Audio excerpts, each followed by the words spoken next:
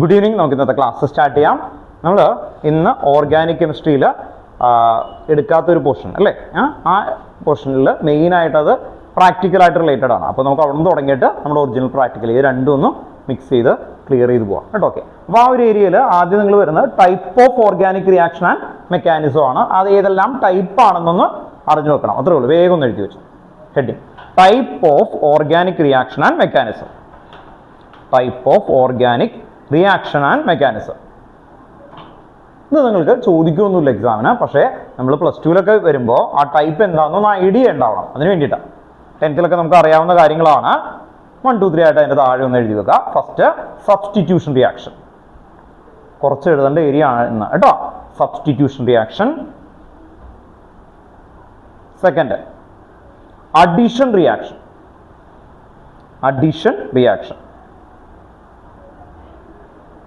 Third elimination reaction. Third elimination reaction. Fourth വരുന്നത് rearrangement reaction. Fourth rearrangement reaction.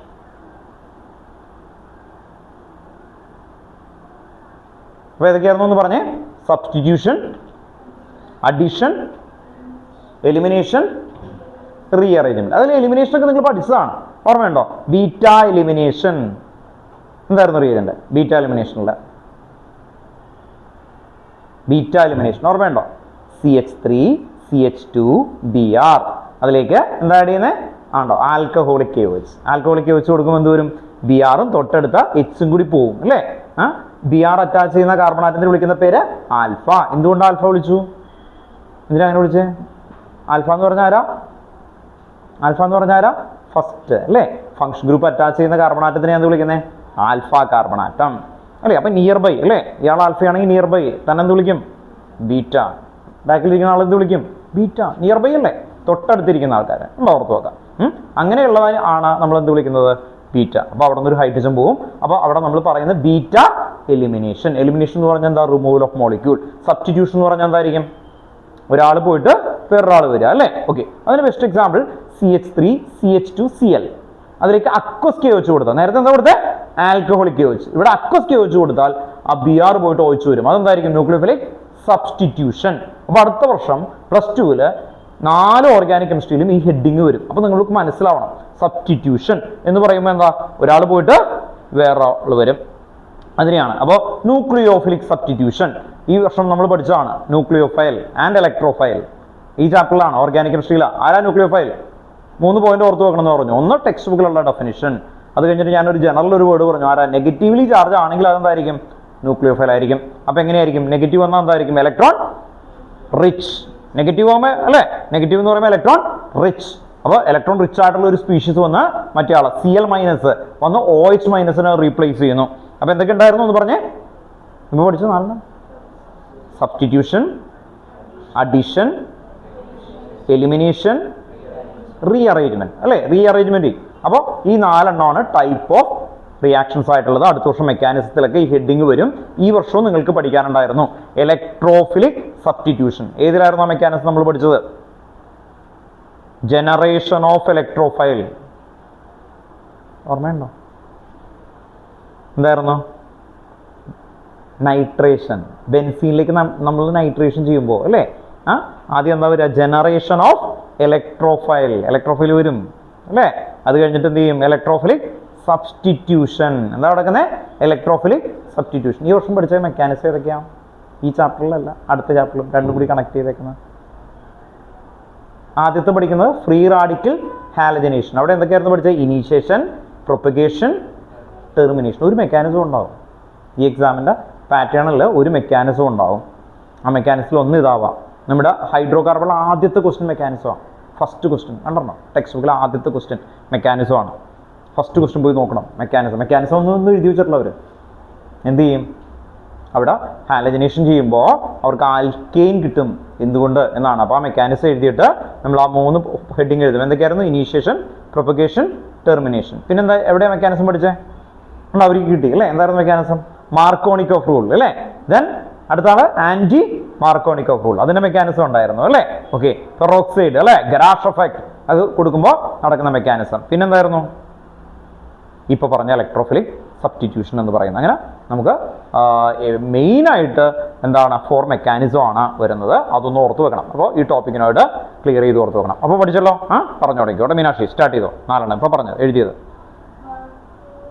അല്ല, ഇപ്പം പറഞ്ഞു. ഏതൊക്കെ ടൈപ്പ് ഓഫ് റിയാക്ഷൻ ഉണ്ട്? Substitution, addition, rearrangement reaction. Okay, ഇതന്നല്ല 4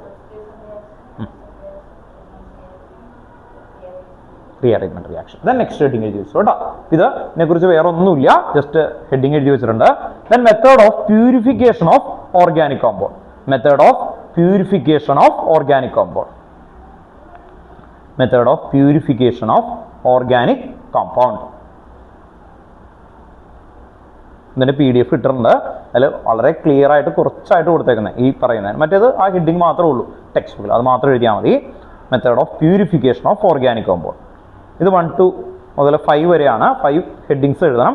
അത് കഴിഞ്ഞ് ഓരോ ഹെഡിങ്ങിലും പഠിക്കാനുള്ള ഓരോ പോയിന്റ്സ് നമ്മൾ അറ്റാച്ച് ചെയ്ത് തരും. അതിപ്പോൾ കാണാതെ പറയിപ്പിക്കും കേട്ടോ. ഓർത്ത് നോക്കാം. ഫസ്റ്റ് എഴുതി നോക്കാം സബ്ലിമേഷൻ. സബ്ലിമേഷൻ. അടുത്ത ലൈനിൽ crystallisation. Crystallisation. Third distillation. Third distillation.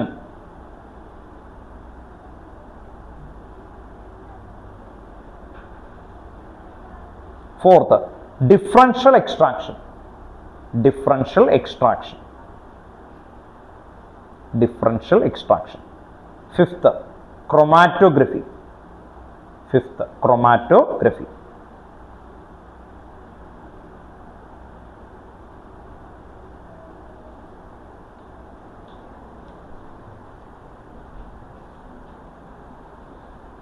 Five headings ആണ്. ഈ 5 ഹെഡിങ്സ് ഓരോന്ന് എഴുതണം.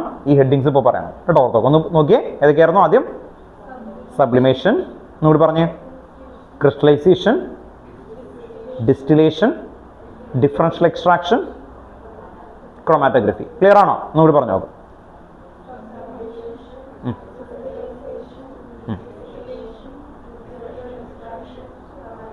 ക്രോമാറ്റോഗ്രഫി 5 ഹെഡിങ്സ് ആണ്. ഇതിന്റെ മെയിൻ ഹെഡിങ് എന്തായിരുന്നു? ഒന്നൊന്ന് വായിച്ചേ.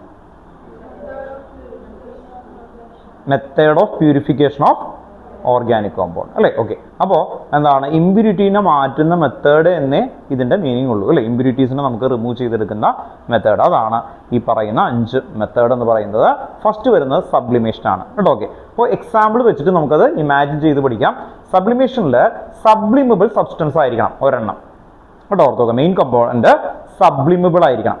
സബ്ലിമബിൾ എന്ന് പറയുമ്പോൾ എന്താ പെട്ടെന്ന് പറയുന്നത്? Gas solid to gas or gas to solid. നമുക്ക് ഏറ്റവും കോമൺ ആയിട്ടുള്ള, അല്ലെങ്കിൽ 9th നിങ്ങൾ ആദ്യം സബ്ലിമേഷൻ ഇത് പഠിച്ചേക്കുന്നത് 9th അല്ലേ? ഓക്കെ. അതിൽ ഏതൊക്കെയായിരുന്നു ആ എക്സാമ്പിളുകളൊക്കെ ഒന്ന് ഓർത്ത് നോക്കിയേ. ക്യാംഫർ, പിന്നെന്തൊക്കെ നാഫ്തലീൻ കണ്ടിട്ടില്ലേ?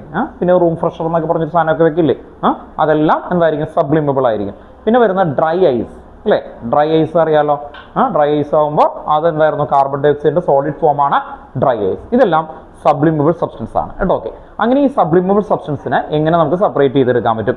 ഒരു ക്യാംഫർ ആണ്. ആ ക്യാംഫറിൽ കുറച്ച് ഇമ്പ്യൂരിറ്റീസ് വന്നു കേട്ടോ. ഓർത്ത് നോക്കുക. അങ്ങനെ ആണെങ്കിൽ നമുക്ക് ആ ക്യാംഫറിനെ നമ്മൾ എങ്ങനെയായിരിക്കും സബ്ലിം ചെയ്യുക? ഒരു കോണിക്കൽ ഫ്ലാസ്ക് ഒക്കെ എടുത്ത് വെച്ചിട്ട് അതിനെ ഒന്ന് പതുക്കനെ ഹീറ്റ് ചെയ്യും. അങ്ങനെ ഹീറ്റ് ചെയ്യുമ്പോൾ ഈ പറയുന്ന ക്യാംഫർ പോയി മുകളിൽ ഒരു കോട്ടൺ വെച്ച് അടച്ചാൽ മതി അല്ലേ? സിമ്പിളായിട്ട്. അപ്പോൾ ആ കോട്ടണിൽ വന്ന് ആര് ഡെപ്പോസിറ്റ് ചെയ്യും? ക്യാംഫർ. ഇപ്പോൾ ക്യാംഫർ നിങ്ങളുടെ കയ്യിലുണ്ട്. ഇപ്പോൾ നന്ദന വന്നു, നന്ദനയുടെ ക്യാംഫർ ഉണ്ടെന്ന് കരുതാം. ക്യാംഫറിൽ കുറച്ച് മണ്ണൊക്കെ തീയ വാരിയിട്ടു എന്ന് വിചാരിക്കാം. അങ്ങനെയാണ് എങ്കിൽ എന്ത് ചുറ്റും അല്ലേ? ഓക്കെ. അത് മാറ്റാനായിട്ട് ചെയ്യാനുള്ള വന്നു. അങ്ങനെ വന്നിട്ട് എന്ത് ചെയ്യും? ആ ഒരു കോണിക്കൽ ഫ്ലാസ്ക് പതുക്കിനെ ഒന്ന് ഹീറ്റ് ചെയ്തു. ഹീറ്റ് ചെയ്യുമ്പോൾ പതുക്കനെ ക്യാംഫർ ഇങ്ങനെ പോകുന്നുണ്ട്. അത് കോട്ടണിൽ അല്ലേ നമ്മൾ വെച്ച് അടയ്ക്കുമ്പോൾ അവിടെ വന്ന് ഡെപ്പോസിറ്റ് ചെയ്യും. അപ്പോൾ നമുക്ക് സെപ്പറേറ്റ് ചെയ്തെടുക്കാം. ആ മെത്തേഡിനെയാണ് എന്ത് വിളിക്കുന്നത്? സബ്ലിമേഷൻ. ഒരു പോയിന്റ് പഠിച്ചു നോക്കുക. എന്തായിരിക്കണം? ഇതിൻ്റെ ബേസ്ഡ് ഓൺ ദിസ് ടെക്നിക്സ് എന്തായിരിക്കും? One of them is sublimable. സിമ്പിളായിട്ട് അതാണ് നമ്മൾ എഴുതാൻ പോകുന്നത് കേട്ടോ. ഓക്കെ. ദെൻ സെക്കൻഡ് എന്തായിരുന്നു? ക്രിസ്റ്റലൈസേഷൻ. ക്രിസ്റ്റലൈസേഷൻ്റെ മെയിൻ കൺസെപ്റ്റ് എന്ന് പറയുന്നത് പല സബ്സ്റ്റൻസിൻ്റെയും സോലുബിലിറ്റി ഡിഫറൻ്റ് ആയിരിക്കും. അല്ലെങ്കിൽ സിമ്പിളായിട്ട് പറഞ്ഞ ഫ്രീസിങ് പോയിന്റുകൾ ഡിഫറൻ്റ് ആയിരിക്കും. ഇപ്പോൾ നിങ്ങൾ കോക്കനട്ട് ഓയിൽ ഇട്ടറില്ലേ? അതിൽ കുറച്ച് ഇമ്പ്യൂരിറ്റീസ് ആയിട്ട് കോക്കനട്ട് ഓയിലിൽ പല ഡിഫറെൻറ്റ് ഓയിലൊക്കെ ചേർത്ത് വെക്കും കേട്ടോ. ഓർത്ത് വെക്കുക. നമ്മൾ നാട്ടിൽ വീടിൻ്റെ അടുത്തൊരു റബ്ബറിൻ്റെയൊക്കെ ഒരു തോട്ടമുണ്ട്, ഞാൻ പഠിച്ചു സ്കൂളിൻ്റെ സൈഡിലുണ്ട്. അവിടെ നിന്ന് ഈ റബ്ബറിൻ്റെയൊക്കെ കായ ഒരു സീഡില്ലേ, ആ സീഡ് പെറുക്കി കൊണ്ടുവന്നു. അപ്പോൾ ഞാൻ ചോദിച്ചു ഇത് എന്തിനാണെന്ന് ചോദിച്ചു കഴിഞ്ഞപ്പോൾ അവരത് ഈ കോക്കനട്ട് ഓയിലിൽ ചേർക്കാൻ വേണ്ടിയിട്ടാണ് കൊണ്ടുപോകണേന്ന്. എന്നാലോചിച്ച് നോക്കുക, അതിൻ്റെ സീഡിൽ നിന്ന് കിട്ടുന്ന ആ ഓയിൽ അല്ലേ, ആ ഓയിൽ ഇതിൽ ചേർക്കുമ്പോൾ ഇതിനും ഓയിലാണ്, ഇതിനും ഈ ഓയിലിന് വിലയില്ലാത്തതാണ്, അത് ഇമ്പ്യൂരിറ്റി ആയിട്ട് ചേർക്കും. അതെങ്ങനെ നമുക്ക് തിരിച്ചറിയാം? നമുക്ക് ആ കോക്കനട്ട് ഓയിലിന് ഒരു ഫ്രീസിംഗ് പോയിന്റ് ഉണ്ടാവും, കറക്റ്റ് വാല്യൂ. മറ്റേതിനും ഉണ്ടാവും. ആ കറക്റ്റ് വാല്യൂവിൽ വയ്ക്കുമ്പോൾ എന്ത് ചെയ്യും? ഇത് ക്രിസ്റ്റൽ ഔട്ട് ആവും. ആ ക്രിസ്റ്റലിനെ നമുക്ക് ഫിൽറ്റർ ഔട്ട് ചെയ്യാം. ബാക്കിയുള്ളതിൽ നമ്മൾ കെമിക്കൽ ടെസ്റ്റ് നടത്തി അത് ഏത് ടൈപ്പ് ഓയിലാണെന്ന് ഐഡൻറ്റിഫൈ ചെയ്യാൻ പറ്റും. അപ്പോൾ എന്താണ് ഇവിടെ നമ്മൾ നോക്കുന്നത്, അത് കൂൾ ചെയ്യുന്ന സമയത്ത് വരുന്ന ആ സബ്ലിമിബിലിറ്റി എന്ന് നോക്കിയിട്ടാണ് ഇത് ഐഡൻറ്റിഫൈ ചെയ്യുന്നത്. അതാണ് എന്ത് ക്രിസ്റ്റലൈസേഷൻ എന്ന് പറയുന്ന മെത്തേഡ്. അപ്പോൾ അതിനെക്കുറിച്ചൊരു 2 പോയിന്റ്സ് നമുക്ക് എഴുതണം കേട്ടോ. ഓക്കെ, നമ്മൾ കുറച്ച് ഹെഡിങ്സ് എഴുതിയിട്ടുണ്ട്, ഇവർ പറയും, അപ്പോൾ മോനെ എഴുതിയെടുത്താൽ മതി കേട്ടോ. ഓക്കെ, ഇവരിപ്പോൾ പറയും, എല്ലാവരും പഠിച്ചു കഴിഞ്ഞു. ദെൻ തേർഡ് എന്തായിരുന്നു? പറയും. തേർഡ് എന്തായിരുന്നു? ഡിസ്റ്റിലേഷൻ. ഡിസ്റ്റിലേഷൻ എന്താ ചെയ്യുക? ഡിസ്റ്റിലേഷൻ ഇപ്പോൾ ഒരു പ്രസൻറ്റ് ന്യൂസൊക്കെ കേട്ട് ആണോ അല്ലേ? കേരള ഗവൺമെൻറ് പുതിയൊരു ഡിസ്റ്റിലറി അല്ലേ, ഡിസ്റ്റിലറി വന്നു, പുതിയ ഒരു അല്ലേ ഡ്രിങ്ക്സ് ഒക്കെ പേരൊക്കെ കൊടുക്കാൻ പറഞ്ഞിട്ട് പേപ്പറിലൊക്കെ ഇഷ്യൂ ഉണ്ടായി അല്ലേ? ഓക്കെ, പേപ്പറിലൊക്കെ ഇങ്ങനെ വന്നിട്ടുണ്ടായിരുന്നു. അപ്പോൾ ഒരു ഡിസ്റ്റിലറിയിലേക്ക് പോയാൽ അവിടെ എന്താ ചെയ്യുന്നത്? ആൽക്കഹോൾ അല്ലേ, പെട്ടെന്ന് നമുക്ക് ഇത് ചെയ്യുന്നത്. ആൽക്കഹോളിനെ എങ്ങനെ ഡിസ്റ്റിൽ ചെയ്ത് എടുക്കാൻ പറ്റും? എന്തുകൊണ്ടാണ്? ആൽക്കഹോളും വാട്ടറും തമ്മിലുള്ള ബോയിലിംഗ് പോയിന്റ് എന്തായിരിക്കും? ഡിഫറൻ്റ് ആയിരിക്കും അല്ലേ? ഓക്കെ, ഇപ്പോൾ ഫെർമെൻറ്റേഷൻ പ്രോസസ്സിൽ കൂടി വന്ന ആ ആൽക്കഹോളിനെ തിരിച്ചെടുക്കാം. അല്ലെങ്കിൽ ക്രൂഡ് ഓയിലാണ് ഏറ്റവും കൂടുതൽ ഉപയോഗിക്കുന്നത് അല്ലേ? ക്രൂഡ് ഓയിലിൽ നിന്ന് ഡിഫറൻ്റ് ആയിട്ടുള്ള നമുക്ക് എന്ത് ചെയ്യാം? എടുക്കാം. അപ്പോൾ 2 ടൈപ്പ് മെയിനായിട്ട് ഡിസ്റ്റിലേഷനെ ഡിവൈഡ് ചെയ്ത് പോകുന്നതാണ്. ഒന്ന് ഫ്രാക്ഷണൽ ഡിസ്റ്റിലേഷൻ കേട്ടോ, വേറെ ഉണ്ട് കുറേ ഉണ്ട്. ഫ്രാക്ഷണൽ ഡിസ്റ്റിലേഷനും ഡിസ്റ്റിലേഷൻ്റെ വ്യത്യാസം എന്ന് പറഞ്ഞാൽ സോൾട്ട് വാട്ടർ ഉണ്ടെന്ന് കരുതാം. അതിൽ സോൾട്ടും വാട്ടറും അവർ തമ്മിൽ ലാർജ് ഡിഫറൻസ് ഉണ്ട് ബോയിലിംഗ് പോയിന്റ്. അല്ലെങ്കിൽ ഒരെണ്ണം നോൺ വോളറ്റൈലാണ്, മറ്റേത് വോളറ്റൈലാണ്.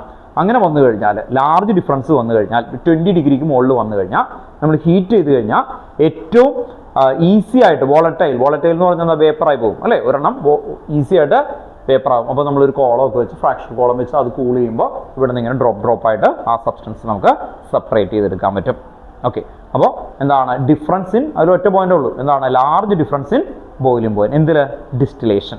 ഇനി ഫ്രാക്ഷണൽ ഡിസ്റ്റിലേഷൻ എന്തായിരിക്കും? Near by boiling point. ഭയങ്കര അടുത്ത് വെക്കുമ്പോൾ ഫ്രാക്ഷണൽ കോളം വെക്കേണ്ടി വരും. അതാണ് നമ്മുടെ ക്രൂഡ് ഓയിലിൻ്റെ കഥ പറഞ്ഞത് അല്ലേ? ക്രൂഡ് ഓയിലിൽ നിന്ന് നമുക്ക് എന്തൊക്കെ കിട്ടും? ക്രൂഡ് ഓയിലിൽ നിന്ന് പെട്രോൾ, ഡീസൽ, ശരിയാ, പാരഫിൻ വാക്സിൻ, നാഫ്തലിൻ അല്ലേ? അങ്ങനെ ഹൈഡ്രോ കാർബൺ. ഏറ്റവും ലാസ്റ്റ് കിട്ടുന്നത് എന്തായിരിക്കും? ഏറ്റവും ലാസ്റ്റ് ഒട്ടും ഇത് ചെയ്യാതെ ടാറില്ലേ, ടാറ്, അതാ കിട്ടുന്നത് ഏറ്റവും ലാസ്റ്റ് വരുന്നത്. ടാർ, റോഡൊക്കെ ടാർ ചെയ്യുന്ന ആ പർപ്പസിന് ഉപയോഗിക്കുന്നു. അപ്പോൾ വിറ്റമിൻ കേട്ടോ, ഓർത്തോ. അതിൽ പിന്നെ കോമ്പോസിഷൻ മാറും. അപ്പോൾ ആ വിറ്റമിൻ എന്നൊക്കെ പറയുന്ന അതിൻ്റെ കോമ്പോസിഷനൊക്കെ ഒരു റോഡിനനുസരിച്ചിട്ടുള്ള രീതിയിൽ മാറ്റി അല്ലേ? നിങ്ങൾ കേട്ടിട്ടുണ്ടാവുമല്ലോ, അതിലേക്ക് പ്ലാസ്റ്റിക് ഒക്കെ ആഡ് ചെയ്ത് അല്ലേ? പിന്നെന്താ റബ്ബറൈസ്ഡ് റോഡ് അങ്ങനെയൊക്കെ പറയുമ്പോൾ ആ കാറ്റഗറൈസേഷൻ മാറ്റി ക്ലിയർ ചെയ്ത് അതിൻ്റെ ഒരു കോമ്പോസിഷൻ പ്രൊപ്പോർഷനൊക്കെ എടുത്ത് കൊണ്ടുപോകും. അപ്പോൾ ഒന്ന് ആലോചിച്ച് നോക്കുക, ഈ ക്രൂഡ് ഓയിലിൽ നിന്ന് അല്ലെങ്കിൽ അതിൽ നിന്ന് കിട്ടുന്ന എല്ലാവരും യൂസ്ഫുൾ ആണ്. അതുകൊണ്ടാണ് അവർക്കൊക്കെ അത്രയും എമൗണ്ട് പൈസയൊക്കെ ആവുന്നത് കേട്ടോ. ഓക്കെ, അപ്പോൾ എനിവേ അതാണ് വരുന്നത്. ഇനി അടുത്ത ഹെഡിങ് എന്തായിരുന്നു? Differential extraction. ഡിഫറൻഷ്യൽ എക്സ്ട്രാക്ഷൻ എന്ന് പറയുന്ന സമയത്ത് നമ്മൾ ഒരു ഫണൽ ഇമാജിൻ ചെയ്യുക. ആ ഫണൽ ഒരു ഗ്ലാസ് പോലുള്ള ഫണൽ. ഇപ്പോൾ അതിൽ കെറോസിൻ ആൻഡ് വാട്ടർ മിക്സ് ചെയ്ത് എങ്ങനെ ഇരിക്കും? രണ്ടും അല്ലേ ഡിഫറെൻറ്റ് ലെയർ ആയിട്ട് നിൽക്കും. അപ്പോൾ നമുക്ക് ആ ഫണൽ എന്ത് ചെയ്യാം അല്ലേ? ഓപ്പൺ ആക്കി കഴിഞ്ഞ് കഴിഞ്ഞാൽ അത് എന്ത് ചെയ്യാം? സെപ്പറേറ്റ് ചെയ്തെടുക്കാൻ പറ്റും അല്ലേ? അങ്ങനെ വരുന്ന അതാണ് ഡിഫറൻഷ്യൽ എക്സ്ട്രാക്ഷനിൽ ഉപയോഗിക്കുന്നത്. ഇമ്മിസിബിൾ ആയിട്ട് നിൽക്കുന്ന സബ്സ്റ്റൻസുകൾ ഈസി ആയിട്ട് നമുക്ക് സെപ്പറേറ്റ് ചെയ്യാൻ പറ്റും. നമ്മുടെ ഹെഡിങ് എന്തായിരുന്നു എന്നാ പറഞ്ഞേ? പ്യൂരിഫിക്കേഷൻ മെത്തേഡ് അല്ലേ? പ്യൂരിഫൈ ചെയ്തെടുക്കണം അല്ലേ? രണ്ട് മിക്സ് ആകുന്നതിന് പ്യൂരിഫൈ ചെയ്യണം. ലാസ്റ്റത്തെ ഹെഡിങ് എന്തായിരുന്നു? ക്രൊമാറ്റോഗ്രഫി. ക്രൊമാറ്റോഗ്രഫിയും ബേസിക് പ്രിൻസിപ്പിൾ പറയുന്നത് ഡിഫറൻസ് ഇൻ അഡ്സോപ്ഷനിൽ വരുന്ന റേറ്റ് ഓഫ് ഡിഫറൻസ് വെച്ചിട്ടാണ് അത് കണ്ടെത്തുന്നത്. Rate of difference in adsorption എന്ന് പറഞ്ഞാൽ എന്താ? ഒരു സബ്സ്റ്റൻസിന് ഒരു സർഫസിൽ പിടിച്ചു നിൽക്കാനായിട്ടുള്ള എബിലിറ്റി കേട്ടോ. അതിൻ്റെ ഡെഫിനിഷനെയാണ് എന്താണ്? Molecule accumulation on the bulk of the surface. This process is known as adsorption കേട്ടോ. ഓർത്ത് നോക്കാം, മോളിക്യൂൾ എന്താണ് എങ്ങനെയാണ് നിൽക്കുന്നത്? അക്യുമുലേറ്റ് അല്ലേ? On the bulk of the surface. അതിനെയാണ് അഡ്സോപ്ഷൻ എന്ന് വിളിക്കുന്നത്. ഉള്ളിലേക്ക് പോകില്ല. ഉള്ളിലേക്ക് പോയാൽ എന്താവും? അബ്സോപ്ഷൻ. വേറൊരു സാധനമുണ്ട് സോപ്ഷൻ. എന്തായിരിക്കും സോപ്ഷൻ എന്ന് പറഞ്ഞാൽ? ഒരു ചോക്കില്ലേ, ചോക്ക് എടുത്ത് ഇങ്കിലേക്ക് ഇട്ടു. അപ്പോൾ എന്ത് പറ്റും? ചോക്ക് ഈ സാധാരണ ചോക്കല്ല, ഈ ബോർഡിലിടുന്ന ചോക്കില്ലേ, ആ ചോക്കെടുത്ത് ഇങ്കിലേക്ക് മുക്കിയാൽ എന്ത് പറ്റും? പണ്ട് കാലത്തൊക്കെ ഇപ്പോൾ മിക്കപ്പോഴും വരുന്നതാണ് മഷിപ്പേന എന്ന് പറയും. ഇപ്പം ഉണ്ടത് ഹീറോ പെൻ എന്നൊക്കെ പറഞ്ഞൊരു മഷിയൊക്കെ ഇങ്ങനെ വലിച്ചെടുക്കുന്ന, വേറെ ആരും കണ്ടിട്ടില്ല. ഞങ്ങളൊക്കെ എഴുതുന്ന സമയത്ത് അത് നല്ലൊരു ഇതായിട്ടൊക്കെ ഇങ്ങനെ കൈകഷ്ടമൊക്കെ ഭംഗിയാവാൻ എന്നൊക്കെ പറഞ്ഞിട്ട് വരും. അപ്പോൾ അത് ഇങ്ങനെ ഡെസ്കിലേക്ക് വീണ് കഴിഞ്ഞാൽ ടീച്ചർമാർ അത് പേപ്പറൊക്കെ തുടച്ച് കഴിഞ്ഞാൽ വൃത്തികേടാവില്ല. അപ്പോൾ തന്നെ ചോക്ക് ഇങ്ങനെ കൊടുക്കും. അപ്പോൾ ചോക്ക് ഇട്ട് കൊടുത്തു കഴിഞ്ഞാൽ എന്ത് പറ്റും? ചോക്ക് പിടിച്ച് ഉള്ളിലേക്ക് വലിക്കും അല്ലേ? ഉള്ളിലേക്ക് വലിച്ചു കഴിഞ്ഞാൽ അബ്സോർപ്ഷൻ. പുറത്തൊരു അല്ലേ ഒരു ബ്ലൂ കളർ വരില്ലേ? അപ്പോൾ അതിനെന്ത് വിളിക്കും? അഡ്സോർപ്ഷൻ. പുറത്ത് സർഫസിൽ വന്ന അഡ്സോർപ്ഷൻ. ഇത് രണ്ടും കൂടി വന്നാൽ അതിനെന്ത് വിളിക്കും? സോപ്ഷൻ. SORPTION, സോപ്ഷൻ കേട്ടോ. ഓക്കെ, ഇനി ഇത് കഥയിലേക്ക് വരാം. സാധാരണ ക്രോമാറ്റോഗ്രഫി പറഞ്ഞു കൊടുക്കുമ്പോൾ ഇത്രയേ ഉള്ളൂ. ഈ ചുമരാണെന്ന് കരുതുക. ഈ ചുമരിലേക്ക് വൈറ്റ് ആണ്. ആ വൈറ്റിലേക്ക് ഞാൻ കുറച്ച് ബ്ലൂ കളറിലുള്ള മറ്റേ പേപ്പർ കൊട്ടിക്കുന്ന ഇങ്കില്ലേ അത് പതുക്കനെ ഇട്ടു. എന്നിട്ട് കുറച്ച് വെള്ളം ഒഴിച്ചു. എന്നിട്ട് പതുക്കനെ ജസ്റ്റ് ഒന്ന് മിക്സ് ചെയ്തു. കംപ്ലീറ്റ് ആയിട്ട് ഇങ്ങനെ മിക്സ് ചെയ്തില്ല. എന്നിട്ട് ഞാൻ ഇങ്ങനെ എറിഞ്ഞു. ആരും അറിയരുത്തിട്ടാ കേട്ടോ. ഓക്കെ, ഞാൻ അങ്ങനെ എറിഞ്ഞു എന്ന് വിചാരിക്കുക. അങ്ങനെയാണെങ്കിൽ ആ ബ്ലൂ ഇങ്ക് പിടിച്ചിട്ട് ഇങ്ങനെ വെള്ളം ഇങ്ങനെ താഴോട്ട് ഒഴുകും അല്ലേ? പുറത്തൊക്കെ ഏറ്റവും താഴെ നോക്കുമ്പോൾ കൂടുതൽ വെള്ളം ആയിരിക്കും കിടക്കുന്നത്. ഇങ്ക് ഇങ്ങനെ പിടിച്ചിട്ട് ഇങ്ങനെ ഒഴുകിയിട്ടുണ്ടാവും വരുന്നത്. കൂടുതൽ സമയം പിടിച്ചിരിക്കുന്ന ആരായിരിക്കും? ബ്ലൂ കളറുള്ള ഇങ്കായിരിക്കും. എന്തുകൊണ്ടാണ്? ആ ഇങ്കിന് ഇങ്ങനെ പിടിക്കാനായിട്ടുള്ള എബിലിറ്റി കൂടുതലാണ് അല്ലേ? ആരെക്കാളും? വാട്ടറിനേക്കാളും. ഇത് തന്നെയാണ് നിങ്ങൾ ക്രോമാറ്റോഗ്രഫി പേപ്പർ ചെയ്യിപ്പിച്ചോ? ക്രോമാറ്റോഗ്രഫി പേപ്പർ ചെയ്യിപ്പിച്ചു അല്ലേ? ഓക്കെ, ആ ക്രോമാറ്റോഗ്രഫി പേപ്പറിൽ എന്തുണ്ട്? സോൾവൻ. എന്നിട്ട് നമ്മൾ എന്താ മിക്സർ ഇട്ടേ? കാഡ്മിയത്തിൻ്റെ ആണോ അതോ ലെഡ് കാഡ്മിയം സെപ്പറേഷൻ ആണോ ചെയ്യിപ്പിച്ചത് നിങ്ങൾക്ക്? പിന്നെ എന്ത് വെച്ചാൽ സെപ്പറേറ്റ് ചെയ്തേ? ഇട്ട് എന്നിട്ട് എന്താ ഇട്ടൊരു ഡോട്ട് ഇട്ടില്ലേ? അതിലെന്തായിരുന്നു? സ്കെച്ച് പേനയാണോ ചെയ്തേ? ഓ ഓക്കെ, വേറെ ചെയ്യൂ കേട്ടോ. ഓക്കെ, കാഡ്മിയം ആയതുകൊണ്ട് സ്കെച്ച് പേന ഉപയോഗിച്ചു. ഇട്ടു. എന്നിട്ട് കളേഴ്സായി പോയി. ഏറ്റവും മുകളിൽ ഏത് കളറായിരുന്നു? 2 കളർ ഡിഫറെൻ്റ് ആയിട്ട് കാണാൻ പറ്റിയോ? ഒരു കളർ ഉണ്ടായുള്ളൂ. 3 കളർ ഇട്ടു. അപ്പോൾ ഡിഫറെൻ്റ് ആയിട്ട് കിട്ടിയോ? ഓക്കെ, എന്നിട്ട് ഓരോ കളറിനും പേര് പറഞ്ഞോ എന്തെങ്കിലും? ഓക്കെ, കേട്ടോ, ഓർത്ത് നോക്കാം. അപ്പോൾ ഓരോ കളറിലും ഓരോ എലമെൻറ്റുകളൊക്കെ ഉണ്ടാവും കേട്ടോ. ഓക്കെ, അപ്പോൾ അതുകൊണ്ടാണ് ഓരോ കളറിനും പിടിക്കാനായിട്ടുള്ള പവർ ഡിഫറെൻ്റ് ആയിരിക്കും. അതുകൊണ്ടാണ് ആ കാപ്പിലറിയിൽ വരുന്നത്. ആ ഡിഫറൻസ് അനുസരിച്ചിട്ട് ആണ് നമ്മൾ ക്രോമാറ്റോഗ്രഫി. എന്തുകൊണ്ടാണ്? Chroma means coloured. ആദ്യമായിട്ട് ആ സയൻറ്റിസ്റ്റ് ചെയ്തപ്പോൾ നിങ്ങൾക്കറിയാലോ, ഇപ്പോൾ ഈ നമ്മുടെ ഇലയൊക്കെ ഉണ്ടല്ലോ, പൂവ് അല്ലേ, ഒരു red colour yellow colour flower എടുത്തിട്ട് മീനാക്ഷി എടുത്ത് ചതച്ച് സ്ക്യൂസ് ആക്കി. പക്ഷേ അതിനുള്ളിൽ ആരുണ്ട്? പാവം, റെഡും ഉണ്ട് യെല്ലോ ഉണ്ട് അല്ലേ? സ്ക്യൂസ് ചെയ്തു എങ്കിലും കമ്പോണൻ്റ് ഉണ്ട്. എന്നിട്ട് നമുക്ക് ഇതിൽ കൊടുക്കും. ആ കമ്പോണൻ്റ് ഡിഫറെൻറ്റ് ലെയർ ആയിട്ട് കിട്ടും. എന്തിനാ ഇത് പഠിച്ചത്? ഇവിടെ നമുക്ക് സെപ്പറേറ്റ് ചെയ്യാൻ പറ്റും കേട്ടോ. ഏറ്റവും കൂടുതൽ ഞാൻ നേരത്തെ പറഞ്ഞേക്കുന്നതാണ് ഈ ഡ്രഗ്സ് ഒക്കെ കഴിച്ചു കഴിഞ്ഞാൽ അതിൻ്റെ എമൗണ്ട് എത്രയാണെന്ന് അറിയാൻ വേണ്ടിയിട്ട് പണ്ട് കാലത്ത് ഉപയോഗിക്കുന്ന ഈ ഇതാണ് ആക്ച്വലി. അപ്പോൾ ഒരു ഡ്രോപ്പ് ഡ്രഗ്സിൽ ഇത്ര എമൗണ്ട് ഉണ്ട്.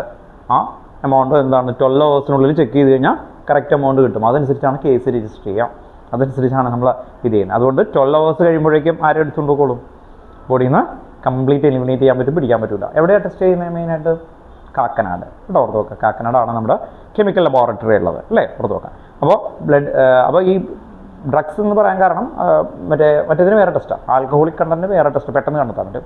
ഇത് കണ്ടെത്തുന്നത് സയൻറ്റിഫിക് അപ്രൂവ്ഡ് ആവുന്നത് ഇത് വെച്ചിട്ടാണ്. അപ്പോൾ ആ ഒരു ഡ്രോപ്പിൽ ഇത്ര എമൗണ്ട് അതിനെ വെച്ച് മൾട്ടിപ്ലൈ ചെയ്യും നമ്മുടെ ബോഡിയിലുള്ള ഇത്. എന്നിട്ട് അത്രയും കഴിച്ചു, അതനുസരിച്ചിട്ടുള്ള ആക്ഷൻസ് വരും. അപ്പോൾ നോർമലി ഞാൻ പറയുന്നത് അതിന് പർപ്പസ് പറയുന്നത്, അല്ലെങ്കിൽ നമ്മുടെ ബ്രെയിൻ വെറുതെ റിജക്റ്റ് ചെയ്യും. അപ്പോൾ നമുക്ക് കറക്റ്റായിട്ട് സെപ്പറേറ്റ് ചെയ്യാനായിട്ടാണ് ഇത്രയും മെത്തേഡുകളാണ്. ഈ പേര് പറയണം, എന്നിട്ട് നമ്മൾ ഹെഡിങ് എഴുതി വേമ്പ് എഴുതി പോകും കേട്ടോ. ഓക്കെ, വേം പറഞ്ഞു ഇവിടെ സ്റ്റാർട്ട് ചെയ്യും. ഞാൻ ഇപ്പോൾ മെത്തേഡ്സ് അന്നേരം ഒന്ന് എഴുതണം കേട്ടോ, ഇവർ പറയുന്ന സമയം കൊണ്ട്.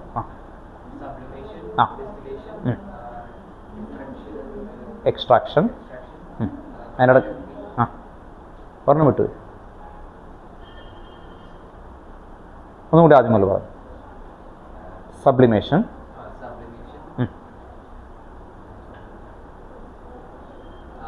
ക്രിസ്റ്റലൈസേഷൻ അതാണ് വിട്ടത് കേട്ടോ.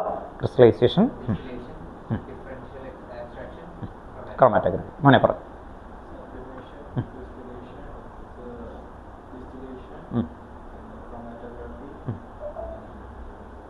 ഡിഫറൻഷ്യൽ എക്സ്ട്രാക്ഷൻ വിട്ടത് ഏതായിരുന്നു? ക്രിസ്റ്റലൈസേഷൻ തന്നെ കേട്ടോ. ഓക്കെ, മീനാക്ഷി വേമ്പ.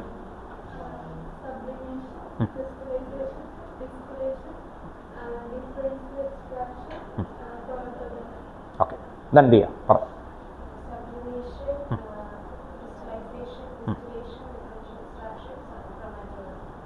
വേദ പറഞ്ഞു.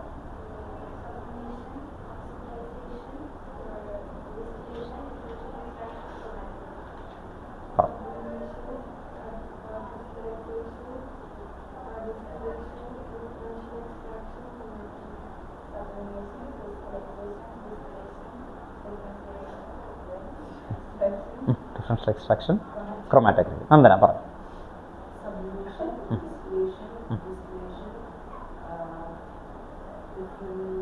എക്സ്ട്രാക്ഷൻ ക്രോമാറ്റോഗ്രഫി കേട്ടോ. ഓക്കെ, അപ്പോൾ ചെറിയൊരു പോയിന്റുകളാണ് എഴുതി പോകുന്നത്. അത് മാത്രമല്ല ഞാൻ എക്സ്ട്രാ എഴുതി അയച്ചിട്ടുണ്ട് കേട്ടോ. ഗ്രൂപ്പിലൊരു PDF ഇട്ടിട്ടുണ്ട്.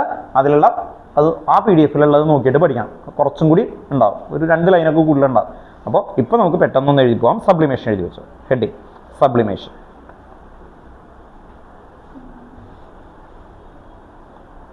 സബ്ലിമേഷൻ അണ്ടർലൈൻ ചെയ്യുക, അവിടെ എഴുതി വെച്ചോ. Purification techniques based on the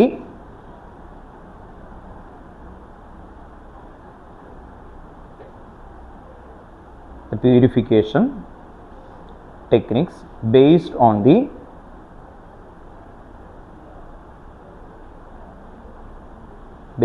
the separate sublimable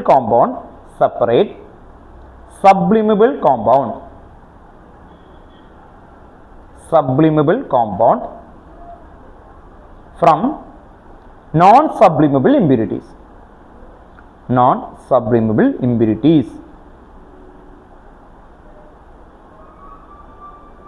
example കൊടുത്തിട്ടില്ല. എന്തൊക്കെ എക്സാമ്പിൾ എഴുതാൻ പറ്റും നിങ്ങൾക്ക്? സബ്ലിമബിൾ ആയിട്ടുള്ള എന്തൊക്കെ അറിയാം? ക്യാംഫർ, നാഫ്തലീൻ അറിയില്ലേ, പറ്റ വൈറ്റ് കളറിലല്ല അല്ലേ? മൗത്ത് റിപ്പലൻ്റ് ഒക്കെ ആയിട്ട് വരുന്നത് കേട്ടോ, ഓർത്ത് വെക്കാം. അതൊക്കെ എഴുതി വെക്കാം. പിന്നെന്താ? ഡ്രൈ ഐസ് കേട്ടോ, ഡ്രൈ ഐസ് എക്സാമ്പിൾസുകൾ അവിടെ ഒന്ന് എഴുതി വെക്കാം കേട്ടോ, മൈൻഡിലേക്ക് അത് വരാൻ വേണ്ടിയിട്ടാണ്. അടുത്ത ഹെഡിങ് എഴുതി വെക്കാം, crystallisation. Next heading crystallisation.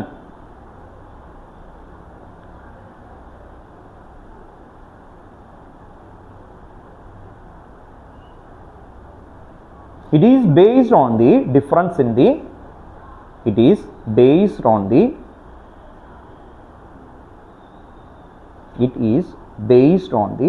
difference in the solubilities of the compound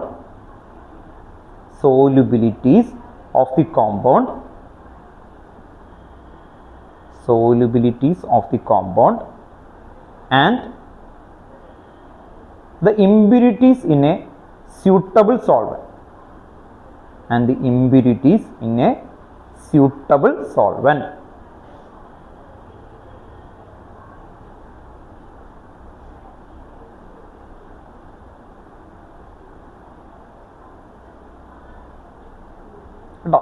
എഴുതിയോ?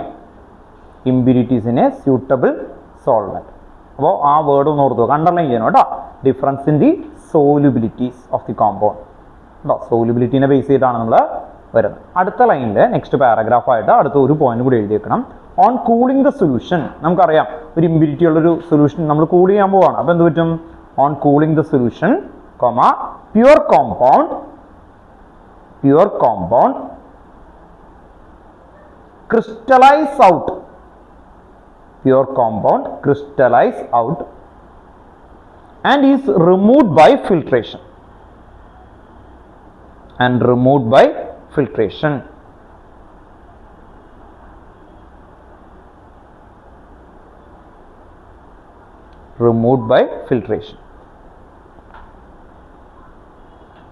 രണ്ട് പോയിന്റ് ആണ് ക്രിസ്റ്റലൈസേഷൻ. അടുത്ത ഹെഡിങ് ആണ് distillation.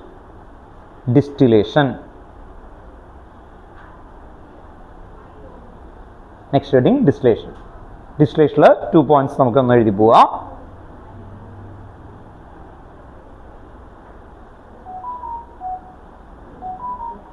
First point, this important method is used to separate volatile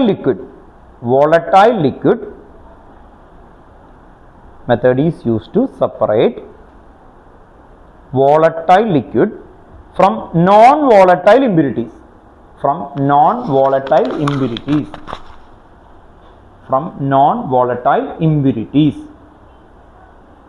Volatile liquids from non-volatile impurities. മനസ്സിൽ കണ്ടേ? അത് ഏത് എക്സാമ്പിൾ ആയിരിക്കും? Salt water. സോൾട്ട് എന്താണ്? Non volatile. അത് വേപ്പറാവോ? സോൾട്ട് എത്ര ഹീറ്റ് ചെയ്താലും വേപ്പറാവോ? ഇല്ല അല്ലേ? അയൺ ഹീറ്റ് ചെയ്താൽ എന്ത് പറ്റും? ലിക്വിഡ് വന്നിട്ട് വേപ്പറാവും. ആ സമയത്ത് നമ്മൾ എടുക്കുന്ന ഇപ്പം ഈ സിമെന്റ് നിങ്ങൾ എത്ര ഹീറ്റ് ചെയ്താലും എന്താവില്ല? വേപ്പറാവില്ല കേട്ടോ, ഓർത്ത് നോക്കാം. വേപ്പറാവില്ല, പൗഡറായി പോകും അല്ലേ. ഓക്കെ, അപ്പോൾ അതിനെന്താ വിളിക്കുക? Non volatile. അപ്പോൾ ഒരു സോൾട്ട് വാട്ടറിനാണ് ഈ എക്സാമ്പിൾ വരിക. അപ്പോൾ സോൾട്ട് വാട്ടറിനെ നമ്മൾ ഹീറ്റ് ചെയ്ത് ആരാ മുകളിലോട്ട് പോവുള്ളൂ? വാട്ടർ. എന്നിട്ട് സോൾട്ട് അവിടെ നിൽക്കുകയുള്ളൂ അല്ലേ. ഓക്കെ, അപ്പോൾ അങ്ങനെയാണ് നമ്മളത് ഓർത്ത് വെക്കേണ്ടത്. Volatile liquid from non volatile impurities. അടുത്ത ലൈനിൽ എഴുതി വെക്കാം. ആൻഡ് വേണ്ട, അടുത്ത ലൈനിൽ the liquid having sufficient, second point ആയിട്ട് കേട്ടോ, the liquid having sufficient difference in their boiling point. The liquid having sufficient difference in their boiling point. The liquid have sufficient difference in their boiling point.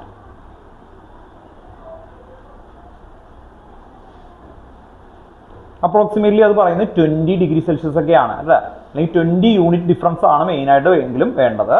അതാണ് എഴുതി വെക്കുക. 2 point കേട്ടോ. The liquid having sufficient difference in there boiling point. അപ്പോൾ distillation, common ഡിസ്റ്റിലേഷന് 2 പോയിന്റുകളാണ്. ഒന്ന് non volatile ഇമ്പ്യൂരിറ്റീസിനെ separate ചെയ്യാം. Second പറയുന്നത് എന്തായിരുന്നു? രണ്ടാമത്തെ point the liquid having sufficient difference in there boiling point. ഈ 2 പോയിന്റോടുകൂടി ഡിസ്റ്റിലേഷന്റെ മെയിൻ കഴിഞ്ഞു. ഇനി അടുത്ത sub heading fractional distillation. Heading എഴുതി വെക്കാം. ഫ്രാക്ഷണൽ ഡിസ്റ്റിലേഷൻ, അതിൻ്റെ അണ്ടറിൽ കേട്ടോ. Fractional distillation.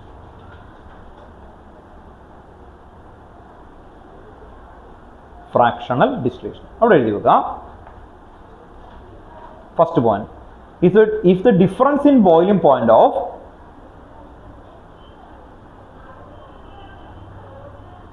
if the difference in boiling point of two liquid is not much, if the difference in boiling point of two liquid is not much, two liquid is not much, comma, simple distillation cannot be used to separate them.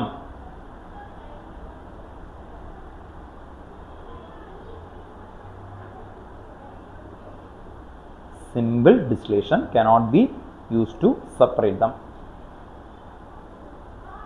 ബ്രാക്കറ്റിൽ ആ വേർഡിന് meaning ഇത്രയേ ഉള്ളൂ. എന്തായിരുന്നു എന്നുള്ള ഒന്ന് എഴുതി വെക്കുക. എന്താണ്? Near by boiling point. കേട്ടോ, ഓർത്ത് വെക്കാം. ഒന്ന് എഴുതി വെക്കുക.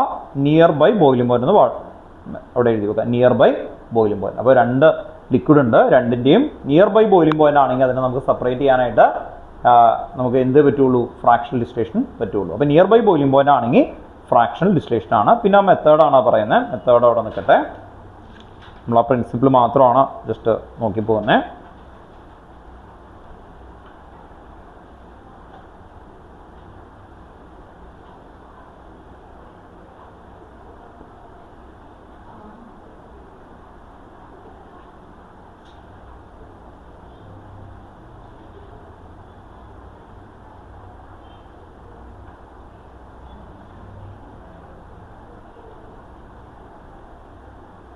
ഒരു പോയിന്റ് കൂടി എഴുതി വെച്ചിട്ടോ. Next point, in this technique vapour of A liquid mixture, in this technique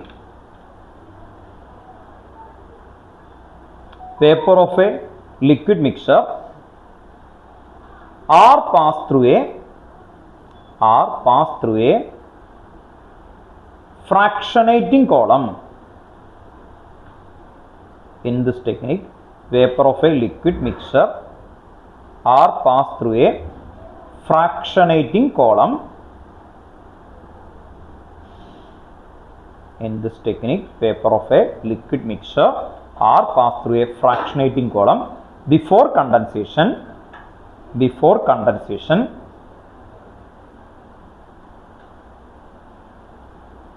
Before condensation full stop.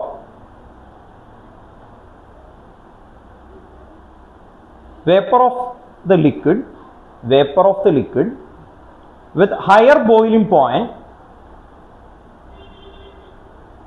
vapor of the liquid with higher boiling point condense before the vapor of the liquid with lower boiling point. With lower boiling point.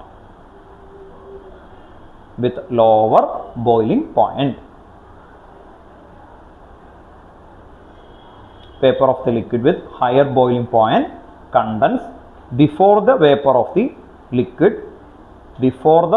the liquid with lower boiling point.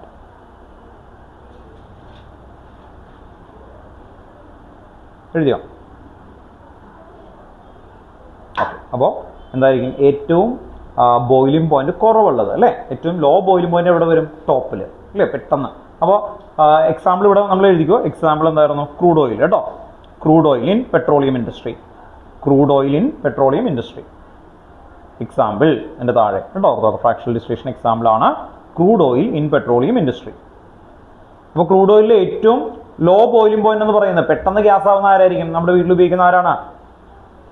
LPG കണ്ടോ, LPG അല്ലേ? Liquid petroleum gas, LPG ഇല്ലേ? ആ gas വരും അല്ലേ? അത് നമ്മൾ collect ചെയ്ത് മാറുന്നു.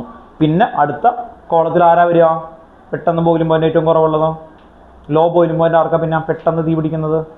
ഗ്യാസ് വേഗം തീ പിടിക്കില്ലേ അല്ലേ? ഗ്യാസ് അവിടെ തുറന്നു വെച്ച് ഇവിടെ തീ കൊടുത്തു കഴിഞ്ഞാൽ അല്ലേ ഇവിടെ തീ പിടിക്കും അല്ലേ? ഓക്കെ, അതുപോലെ പെട്ടെന്ന് ഇതാകുന്ന ആരായിരിക്കും?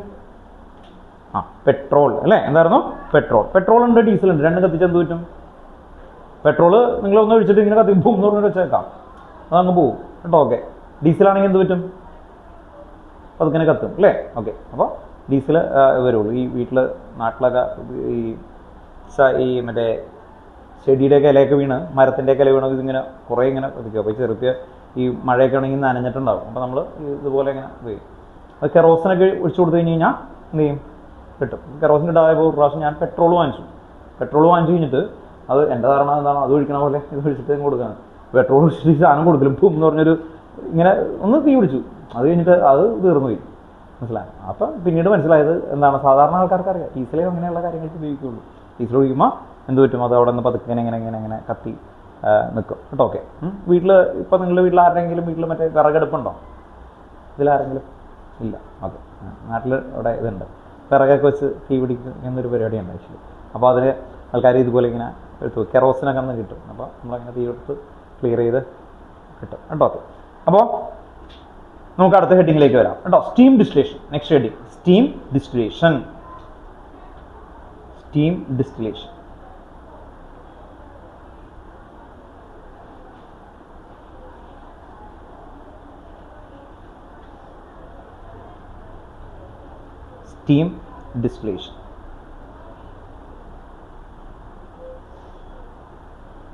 എഴുതി വെച്ചോ.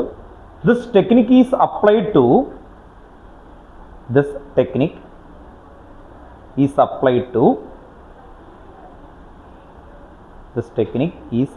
to separate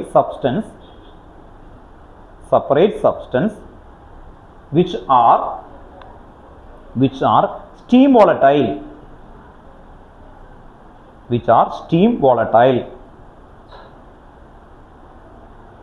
and are immiscible with water.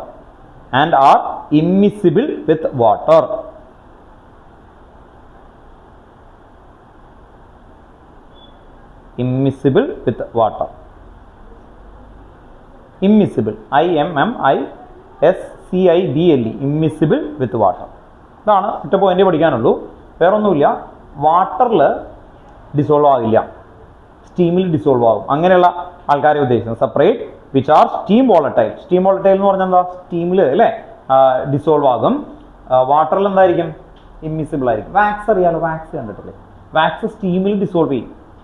എന്നിട്ട് നമ്മളിപ്പോൾ ഒരു വാക്സ് ഉണ്ട്, ആ വാക്സിലേക്ക് സ്റ്റീം പാസ് ചെയ്യുമ്പോൾ ആ വാക്സ് മുഴുവനും എന്തിലേക്ക് വന്നു? സ്റ്റീമിലേക്ക് വന്നു. എന്നിട്ട് അതിനെ തണുപ്പിച്ച് കഴിയുമ്പോൾ എന്ത് പറ്റും? കൂൾ ചെയ്ത് കഴിഞ്ഞാൽ വാട്ടർ താഴെ കിടക്കും, വാക്സ് എന്ത് ചെയ്യും? മുകളിൽ കിടക്കും അല്ലേ? അങ്ങനെ സെപ്പറേറ്റ് ചെയ്യുന്ന ഒരു ടെക്നിക്കാണ് എന്ത്?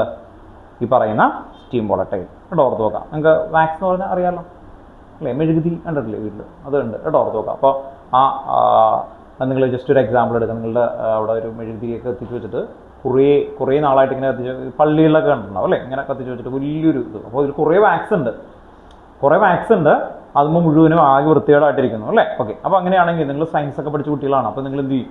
അതിനെ സെപ്പറേറ്റ് ചെയ്ത് അല്ലേ മെഴുകുതിരി ഉണ്ടാക്കുകയും വേണം, അത് ക്ലീൻ ആക്കുകയും ചെയ്യണം. നിങ്ങൾ എന്ത് ചെയ്യും? രണ്ട് രീതിയിൽ കത്തിക്കാമല്ലോ. അല്ലെങ്കിൽ കത്തിച്ച് കളയാം അല്ലേ?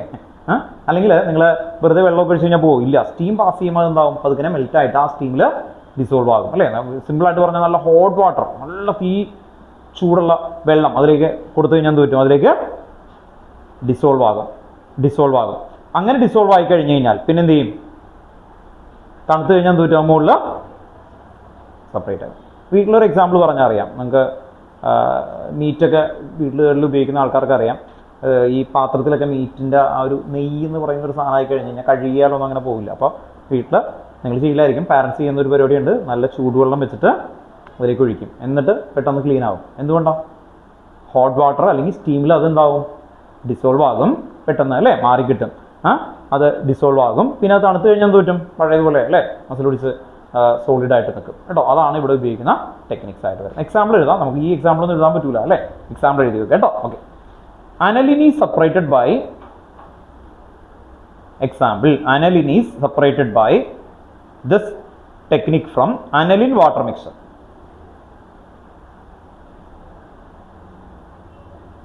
Aniline water mixture.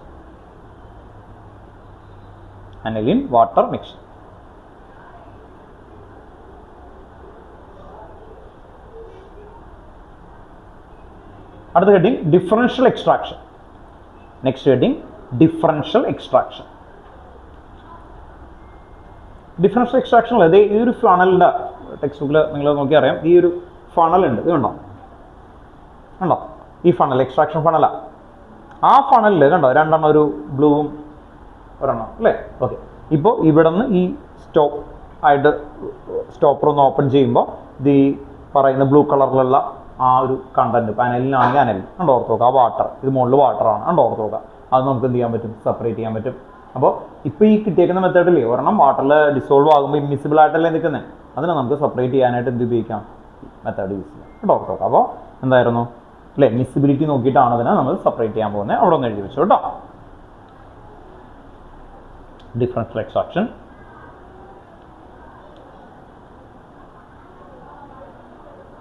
The organic solvent, അവിടെ എഴുതി വെക്കുക. The organic solvent and the aqueous solution, the organic solvent and the aqueous solution should be immiscible. Immiscible എന്ന് പറഞ്ഞാൽ എന്താ? soluble ആവാത്തത്, അല്ലേ? immiscible with each other. The organic solvent and the aqueous solution should be immiscible with each other so that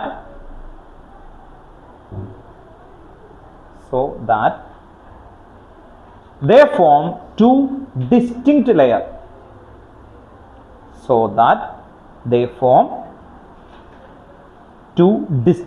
layers. Two distinct layers, which can be separated by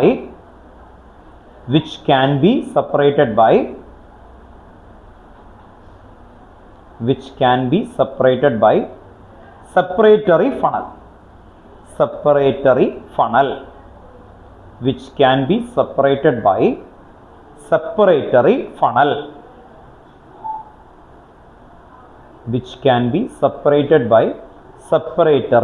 funnel.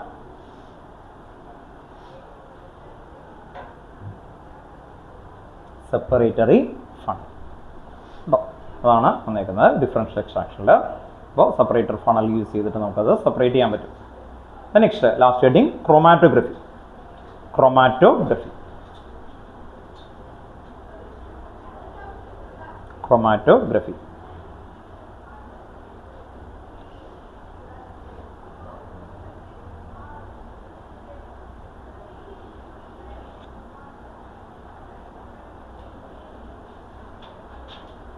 First point എഴുതി വെക്കുക. The name chromatography is based on the Greek word chroma. The name chromatography is based on the Greek word chroma, chroma, chroma, for color. Greek word chroma for color. Since the method was, the name chromatography is based on the Greek word chroma, for color, since the method was first used for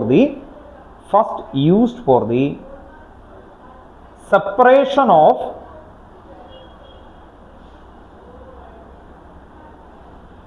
separation of colored substance. The Greek word chroma for color, since the method was first used for the separation of colored substance found in plants. Found in plants.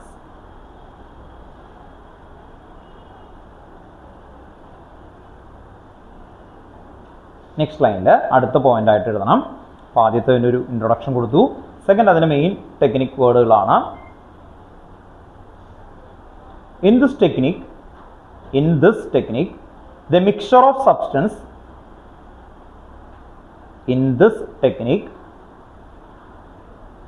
the mixture of substance is applied into a stationary phase.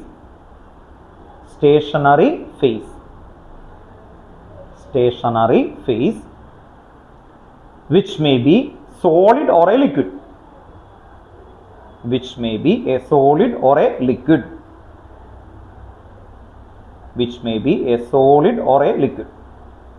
ഈ stationary phase എന്ന് പറയുന്നതിന് ഇവിടെ text ബുക്കിൽ ഇപ്പോൾ പറഞ്ഞിട്ടില്ല, നിങ്ങൾക്ക് അവിടെ വരാൻ ചാൻസ് ഉണ്ട്. പ്രാക്ടിക്കലി ചോദിക്കും.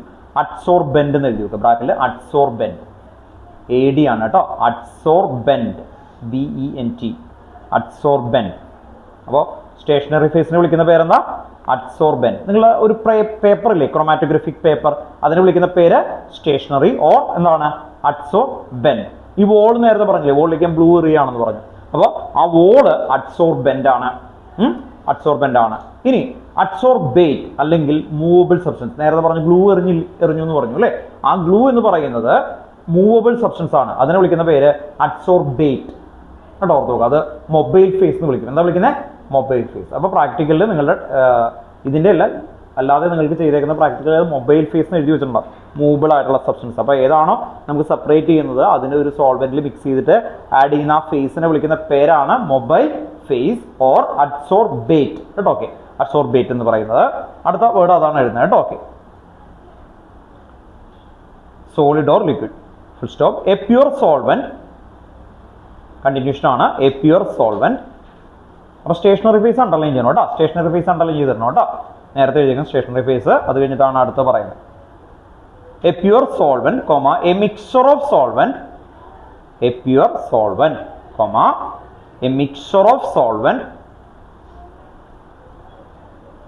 Mixture of solvent or A gas. Gas ആവാതെ അല്ലേ. Gas is allowed to move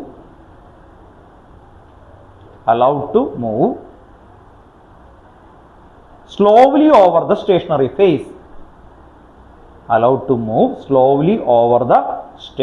phase. നിങ്ങൾ ചെയ്ത ആ പ്രാക്ടിക്കലിൽ എന്തായിരുന്നു നിങ്ങളുടെ മൊബൈൽ ഫേസ്? എന്തിങ്ങാണെന്ന് പറയണം അല്ലേ? സ്കെച്ച് പെന്നിങ് അല്ലേ, അതാണ് നിങ്ങളുടെ മൊബൈൽ ഫേസ് അല്ലേ. അതിങ്ങനെ മൂവ് ചെയ്തു, നിങ്ങൾ നോക്കി നിന്നു അല്ലേ. ഓക്കെ, എന്നിട്ട് എത്ര സെന്റിമീറ്റർ പോയി മിസ് പറഞ്ഞോ? 10 സെന്റിമീറ്റർ ആണെന്നോ അങ്ങനെ എന്തെങ്കിലും എത്തുമ്പോഴാണ് സ്റ്റോപ്പ് ചെയ്യിപ്പിച്ചോ? അതോ എത്ര ടൈമാണോ വെച്ചത്? പിന്നെന്താ വെറുതെ കാണിക്കാണ് ചെയ്തത്? വെറുതെ കാണിക്കുന്നത്. RF കണ്ടെത്തിയില്ലേ അപ്പോൾ? ഓക്കെ, അതെ. അപ്പോൾ സ്റ്റേഷനറി എഴുതിയോ? Slowly over the stationary phase, full stop. The moving phase is called the mobile phase. The moving phase is called the mobile phase. ആ മൊബൈൽ ഫേസ് അണ്ടർലൈൻ ചെയ്യുക. അപ്പോൾ ക്രൊമാറ്റോഗ്രഫിയിൽ നിങ്ങൾ മെയിനായിട്ട് 2 കാര്യങ്ങളാണ് ഓർത്ത് വെക്കേണ്ടത്. ഒന്ന് സ്റ്റേഷനറി ഫേസ് എന്താണെന്നും, രണ്ടാമത് എന്തായിരിക്കും? Mobile face. ദെൻ എക്സാമ്പിൾ 2 എഴുതി വെക്കാം. Adsorption chromatography. Example, adsorption chromatography and partition chromatography. Adsorption chromatography and partition chromatography. Adsorption chromatography and partition chromatography.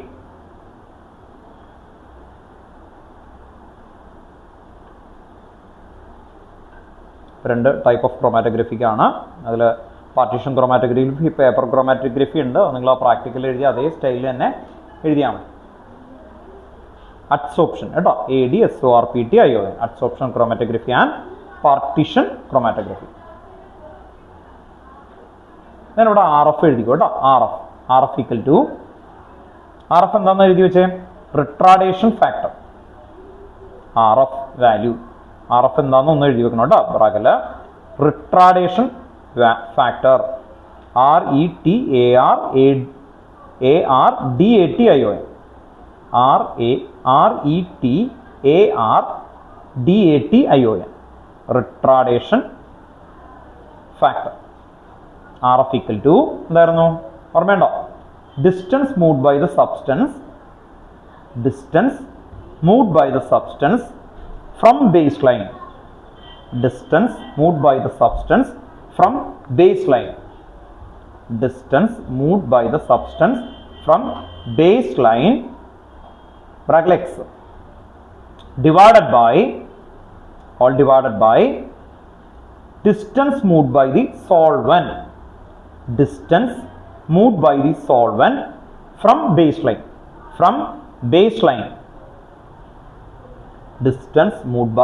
solvent from baseline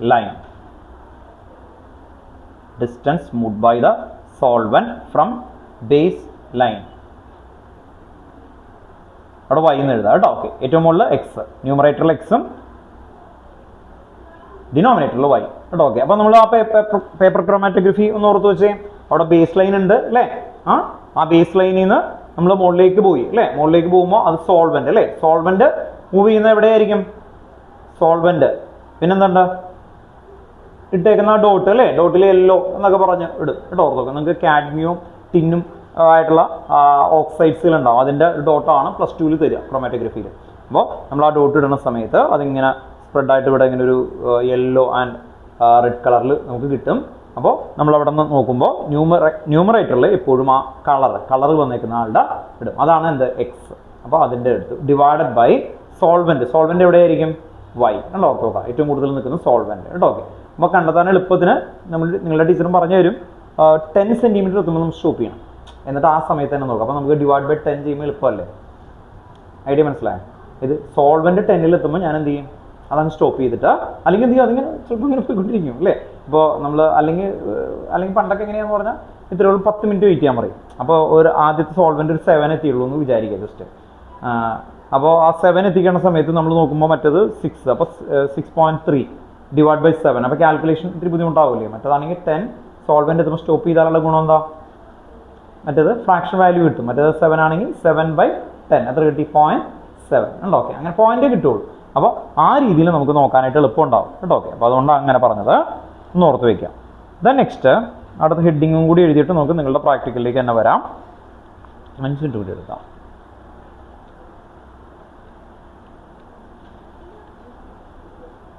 next heading എഴുതി കേട്ടോ quantitative analysis of organic compound next heading quantitative അല്ല qualitative analysis of organic compound underline ചെയ്യുക qualitative analysis of organic compound first heading എഴുതി വെക്കാം detection of carbon and hydrogen detection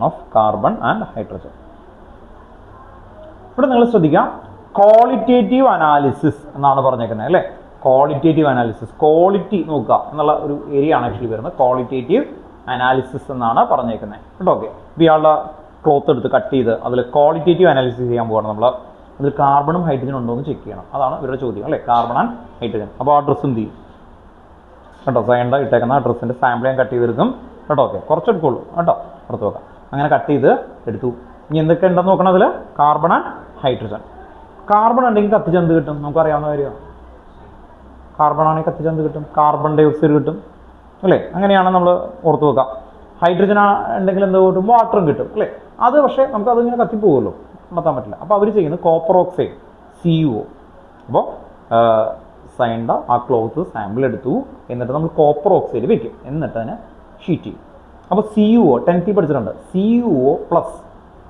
H2 ഗീസ് എന്ത് കിട്ടും കോപ്പറിൽ നിങ്ങൾ first ചാപ്റ്ററിൻ്റെ ലാസ്റ്റത്തെ ഇക്വേഷനാണ് ഒരു കോപ്പർ ഓക്സൈഡിന്റെ കളർ ബ്ലാക്ക് ആണ്, എന്നിട്ട് അതിന്റെ കളർ തിരിച്ചു പോകുന്നൊക്കെ പറഞ്ഞ് പഠിച്ച അതേ ഇക്വേഷൻ തന്നെയാണ് ഇവിടെ എഴുതി വെച്ചേക്കുന്നത്. കിട്ടി, അവിടെ കിട്ടി, വെരി ഗുഡ്, ശരിയാ പറഞ്ഞോ. Cu പ്ലസ് H2O എന്താ കിട്ടുന്നത്? Cu പ്ലസ് H2O പിടിച്ചു. അപ്പോൾ വാട്ടർ ഉണ്ട്, വാട്ടർ ആണെന്ന് തിരിച്ചെങ്ങനെ അറിയും? വാട്ടർ ആണെന്ന് തിരിച്ചറിയാനായിട്ട് വാട്ടർ വെള്ളമാണെന്ന് എങ്ങനെ അറിയും അല്ലേ? ഇപ്പോൾ വാട്ടർ പേപ്പറൊക്കെ ആയിരിക്കും കിട്ടുക അല്ലേ? വാട്ടർ കണ്ടോ അങ്ങനെയാണ് കിട്ടുന്നത്. ഇപ്പോൾ നിങ്ങളറിയാലോ, വീട്ടിൽ നിങ്ങൾ രാവിലെ വന്നിട്ട് അമ്മയുടെ അടുത്ത് പറയാം, അതേ ഇവിടെ മുഴുവൻ വെള്ളമാണ് എന്ന് പറഞ്ഞു നോക്കി, അമ്മയുടെ നപ്പടി കിട്ടും കേട്ടോ. ഓർത്ത് ഇത്ര പഠിച്ചിട്ട് ഇതാണെന്ന് പറയണമെന്ന് ചോദിക്കും അല്ലേ? എന്താ മീഥേൻ അല്ലേ? നിങ്ങൾ ബ്യൂട്ടേനാണ്, ബ്യൂട്ടേൻ കത്തിച്ചാൽ അവിടെ മുഴുവൻ എന്താ ഉള്ളത്? Carbon dioxide and water. Main പ്രശ്നം കാർബൺ ഡൈ ഓക്സൈഡ് വേഗം കൂടിപ്പോവും, വാട്ടർ അവിടെ നിൽക്കും, മനസ്സിലായി? എന്നിട്ട് എന്ത് ചെയ്യും? ഇപ്പം നിങ്ങളാണ് എന്ത് ചെയ്യും? നമുക്ക് ചൂടൊക്കെ വന്ന അസ്വസ്ഥതയൊക്കെ ഉണ്ടാവും അല്ലേ? ബ്രീത്ത് ചെയ്യുന്ന സമയത്ത് വാട്ടർ കയറി പോകും അല്ലേ? ഓക്സിജൻ കയറി പോകുന്ന സമയത്ത് വാട്ടർ, അതാ അങ്ങനെയാണ് വരുന്നത് കേട്ടോ. ബുദ്ധിമുട്ടുണ്ടാക്കും അല്ലേ? ഓർത്ത് നോക്കാം. അപ്പോൾ ആ വാട്ടറും ആ ചൂടും കാർബൺ ഡൈ ഓക്സൈഡും എല്ലാം കൂടി ആകുമ്പോഴാണ് നിങ്ങൾക്ക് വരുന്നത്. പ്രോപ്പർ വെന്റിലേഷൻ ചെയ്യണം അല്ലേ? വെന്റിലേഷൻ ചെയ്യണം. പണ്ടത്തെ ആകുമ്പോൾ വലിയ കിച്ചണൊക്കെ ആയിരിക്കും, വലിയ കിച്ചൺ അങ്ങനെയൊക്കെ ഉണ്ട് കേട്ടോ. ഓർത്ത് നോക്കാം. പണ്ടത്തെ വീട്ടിലുള്ള ആൾക്കാർ ഒന്ന് പറഞ്ഞു നോക്കി, 4 കെട്ട് നിങ്ങൾ കണ്ടിട്ടുണ്ടോ? അവിടെ എന്ത് ചെയ്യും? ആ സെപ്പറേഷൻ നോക്കിയിട്ട് എന്ത് ചെയ്യും? ആ പ്രദേശത്തിൻ്റെ എന്താ നോക്കണേ? വിൻഡിൻ്റെ ഡയറക്ഷൻ നോക്കും, എന്നിട്ട് വെക്കും. ഇനി കാവ് വെക്കുമ്പോൾ എവിടെ വെക്കും? റൂളുണ്ട് അതിനൊക്കെ, അതിന് പ്രൊപ്പോർഷൻ ഉണ്ട്, സയൻസാണത് കേട്ടോ. ഓർത്ത് നോക്കാം. ആ കാവിൽ എന്താണ് തീണ്ടാൻ പാടില്ല എന്ന് പറയും. എന്താ റീസൺ? സയൻസ് ഉണ്ട് കേട്ടോ. ഓർത്ത് നോക്കാം. കാവില് വെറുതെ ടച്ച് ചെയ്യാൻ പാടില്ല എന്ന് പറയും. അതിനെയാണ് ആക്ച്വലി ഉപയോഗിക്കുന്നത്. അതിൻ്റെ റീസൺ എന്തായിരുന്നു? ആക്ച്വലി അവിടെയുള്ള പ്ലാന്റ് പിന്നെ ഡിസ്റ്റർബ് ചെയ്യാതിരിക്കുമ്പോൾ പ്യൂർ ഓക്സിജൻ വരും. ആ പ്യൂർ ഓക്സിജൻ കറക്റ്റായിട്ട് ഏതി കൂടിയൊക്കെ പോകണം? ആ വീടിൻ്റെ എല്ലാ സ്ഥലത്തു കൂടി പോകുന്ന രീതിയിൽ ഹോൾസ് വെക്കും വീട്ടിൽ, മനസ്സിലായി? എന്നിട്ടാണ് ആ സയൻറ്റിഫിക്കലി വന്നേക്കുന്നത് കേട്ടോ. ഓർത്ത് നോക്കാം. അതിൻ്റെ പുതിയ ടെക്നിക്സ് ആയിട്ട് വേറൊരാൾ വന്നിട്ടുണ്ട് ജപ്പാനിൽ ഇപ്പോൾ ഏറ്റവും കൂടുതൽ അല്ലേ? ഫുക്കോക്ക. ആരെങ്കിലും വായിച്ചിട്ടുണ്ടോ? ഇല്ല. മിയോസാമി കേട്ടല്ല? ഓക്കെ കേട്ടോ. അപ്പോൾ എന്തെങ്കിലും ആവട്ടെ കേട്ടോ, നല്ല കാര്യങ്ങളാണ്, അതൊക്കെ ഒന്ന് വായിച്ചത് നല്ലതാണ്. എനിവേ ഇതിലേക്ക് വരാം കേട്ടോ. ഓക്കെ. അപ്പോൾ നമ്മൾ എന്തിനെ കുറിച്ചാണ് പറഞ്ഞത്? കോപ്പർ ഓക്സൈഡ് എടുത്ത് ഇതിനടുത്ത് ഹീറ്റ് ചെയ്തു, വാട്ടറിൻ്റെ വാട്ടറിനെ ഐഡന്റിഫൈ ചെയ്യാനായിട്ട് ഒറ്റ ഇതുള്ളൂ. നമ്മൾ വാട്ടർ ഓഫ് ക്രിസ്റ്റലൈസേഷൻ പണ്ട് പഠിച്ചിട്ടുണ്ട്. CuSO4 പ്ലസ് H2O ഗീവ്സ് എന്ത് വരും? CuSO4 copper sulphate. അത് കളർ ഉണ്ടാവില്ല അല്ലേ? അതിലേക്ക് വാട്ടർ ആഡ് ചെയ്ത് എന്ത് വരും? കോപ്പർ സൾഫേറ്റിന്റെ കളർ എന്താ? ബ്ലൂ ആയിട്ട് മാറും. അപ്പോൾ വാട്ടർ ഓഫ് ക്രിസ്റ്റലൈസേഷൻ എന്ന് പറഞ്ഞാൽ നമ്മൾ കോപ്പർ ഓക്സൈഡ് വെച്ച് ഹീറ്റ് ചെയ്യുമ്പോൾ വാട്ടർ വരും. ആ വാട്ടറിനെ ഐഡന്റിഫൈ ചെയ്യാനായിട്ട് ഇതുപോലെ ഏതെങ്കിലും ഒരു എന്താണ് വാട്ടർ ഓഫ് ക്രിസ്റ്റലൈസേഷൻ, ഇവിടെ നിങ്ങൾക്ക് കൊടുത്തേക്കുന്ന വാട്ടർ ഓഫ് ക്രിസ്റ്റലൈസേഷനിൽ CuSO4 തന്നെയാണ് ബ്ലൂ കളർ കേട്ടോ. ഓർത്ത് നോക്കാം. അപ്പോൾ CuSO4 കൊടുത്തു.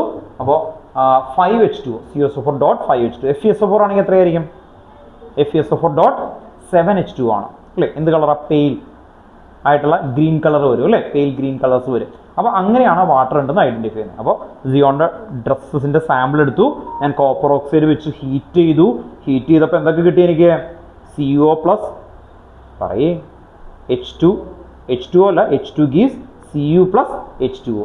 ആ H2നെ ആരായിട്ട് കൊടുത്തു? CuSO4. അപ്പോൾ അങ്ങനെ വന്നപ്പോൾ എന്ത് കിട്ടി? Blue colour. അപ്പോൾ നമുക്ക് അവിടെ ഐഡന്റിഫൈ ആയി ഇയാളുടെ ഡ്രസ്സിൽ ഹൈഡ്രജൻ ഉണ്ട്. ദെൻ കാർബൺ ഉണ്ടെന്ന് എങ്ങനെ ഐഡന്റിഫൈ ചെയ്യും? CuO പ്ലസ് C ഗീസ് എന്ത് കിട്ടും?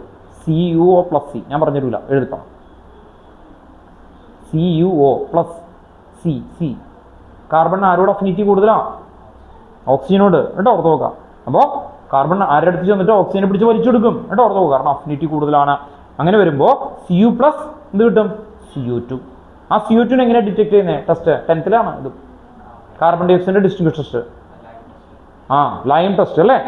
അപ്പോൾ എന്ത് വരും? CO2 pass through lime water, CaOH twice. അപ്പോൾ എന്ത് കിട്ടും? CaCO3 എന്ന് പറഞ്ഞാൽ എന്താ?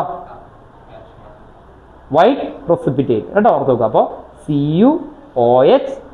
CaOH twice plus CO2 gives CaCO3 അല്ലേ? CaCO3ക്ക് വൈറ്റ് പ്രസിപ്പിറ്റേറ്റ് ആണ്. ഇങ്ങനെയാണത് ഡിറ്റക്ട് ചെയ്യുന്നത്. അപ്പോൾ ഈ ക്ലോത്ത് അല്ലെങ്കിൽ എടുക്കുന്ന സാമ്പിളിൽ 2 ആൾക്കാരെ ഡിറ്റക്ട് ചെയ്യാനാണ് ഇപ്പോൾ പറഞ്ഞത്. ഏതൊക്കെയായിരുന്നു? Carbon and hydrogen. അപ്പോൾ ഹെഡിങ് എന്തായിരുന്നു? Detection of carbon and hydrogen. Main reagent എന്താ ആഡ് ചെയ്തത് രണ്ടിലും? Copper oxide. അപ്പോൾ ഇതിൽ ഓർത്ത് വെക്കേണ്ടത് കോപ്പർ ഓക്സൈഡിന്റെ കാര്യമാണ്. 2 ഇക്വേഷൻ എഴുതണം, 1 ലൈൻ എഴുതണം. വേഗം equation. Carbon and hydrogen are detected by heating carbon and hydrogen are detected by heating the compound with copper oxide. Compound with copper oxide. Compound with copper oxide. First carbon കേട്ടോ, detection of carbon എന്ന് കൊടുക്കുക. എന്നിട്ട് നമുക്ക് എഴുതി വെക്കാം CuO plus C gives എന്തൊക്കെ വരും പറഞ്ഞേ, Cu plus CO2. Cu plus CO2. Then CO2ന്റെ ടെക്സ്റ്റ് എന്തായിരുന്നു, CO2നെ എഴുതി കൂടി പാസ് ചെയ്യും ലൈം വാട്ടർ കേട്ടോ. ഓക്കെ, അപ്പോൾ carbon dioxide passes through a lime water CaOH twice gives എന്തൊക്കെ കിട്ടും, CaCO3 plus H2.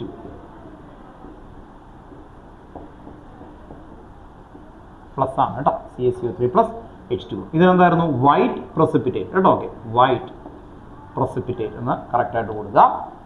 PPT എന്ന് കൊടുത്താൽ മതി, വൈറ്റ് PPT. ഇവിടെ ഇതിന്റെ അവിടെ ലൈം വാട്ടർ എന്ന് എഴുതിയേക്കും കേട്ടോ. ഇത് കാർബണിന്റെ ടെസ്റ്റ് ആണ്. അടുത്ത ഹൈഡ്രജൻ. ഹൈഡ്രജൻ എന്തായിരുന്നു എന്ന് പറഞ്ഞേ, CuO plus H2 gives എന്ത് വരും, Cu plus H2O. സ്കെൽറ്റൻ മാത്രം എഴുതണുള്ളൂ, അത് പഠിച്ചിട്ട് തനിയെ ബാലൻസ് ചെയ്യുക, അങ്ങനെ ചെയ്താൽ മതി കേട്ടോ. Cu plus H2.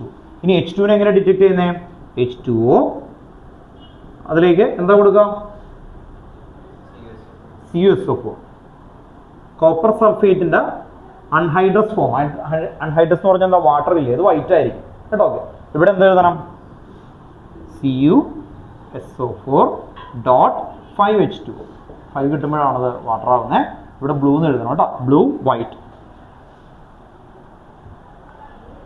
ഇവിടെ കോപ്പർ സൾഫേറ്റ് വൈറ്റ് ആണ്, ഇവിടെ ബ്ലൂ ആണ് കേട്ടോ. ഓക്കെ, ഇങ്ങനെ ഹൈഡ്രജൻ ഡിറ്റക്ട് ചെയ്തു. ഇപ്പോൾ detection of hydrogen, detection of carbon, രണ്ട് ഇക്വേഷനേ ഉള്ളൂ അല്ലേ.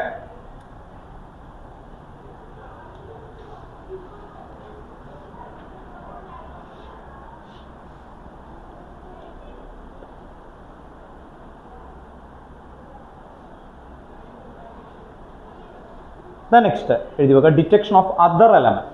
അടുത്ത heading detection of other element. Detection of other element.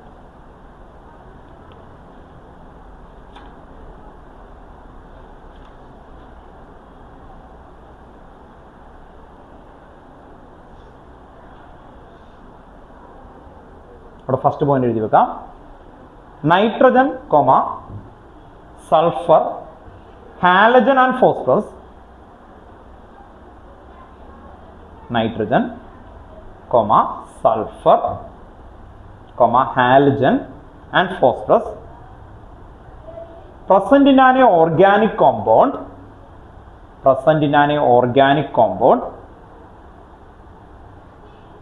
are detected by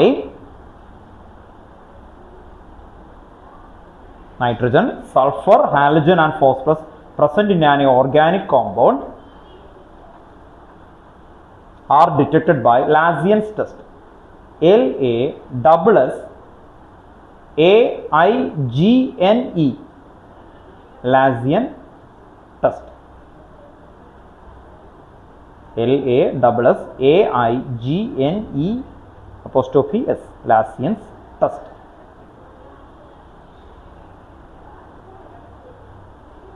okay, ഇനി നമുക്ക് ഇതുപോലെ തന്നെ test for nitrogen, test for sulphur, test for halogen, test for phosphorus അങ്ങനെയാണ്.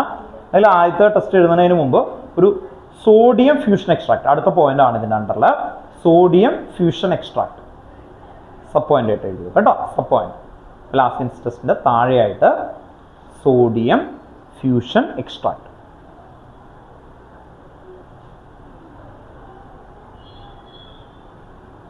Sodium fusion extract. Hyphen എന്താണ് ചെയ്യുന്നത് എന്നുള്ളതാണ്.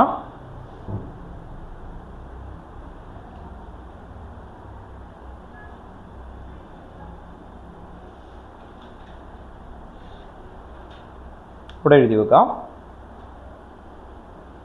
Cyanide, sulphide and halide, cyanide, sulphide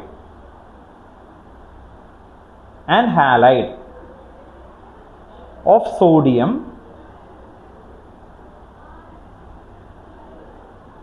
cyanide, sulfide and halide of sodium formed on sodium fusion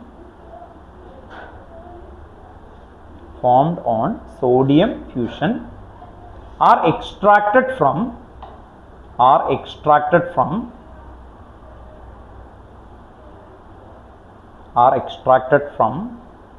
the fused mass by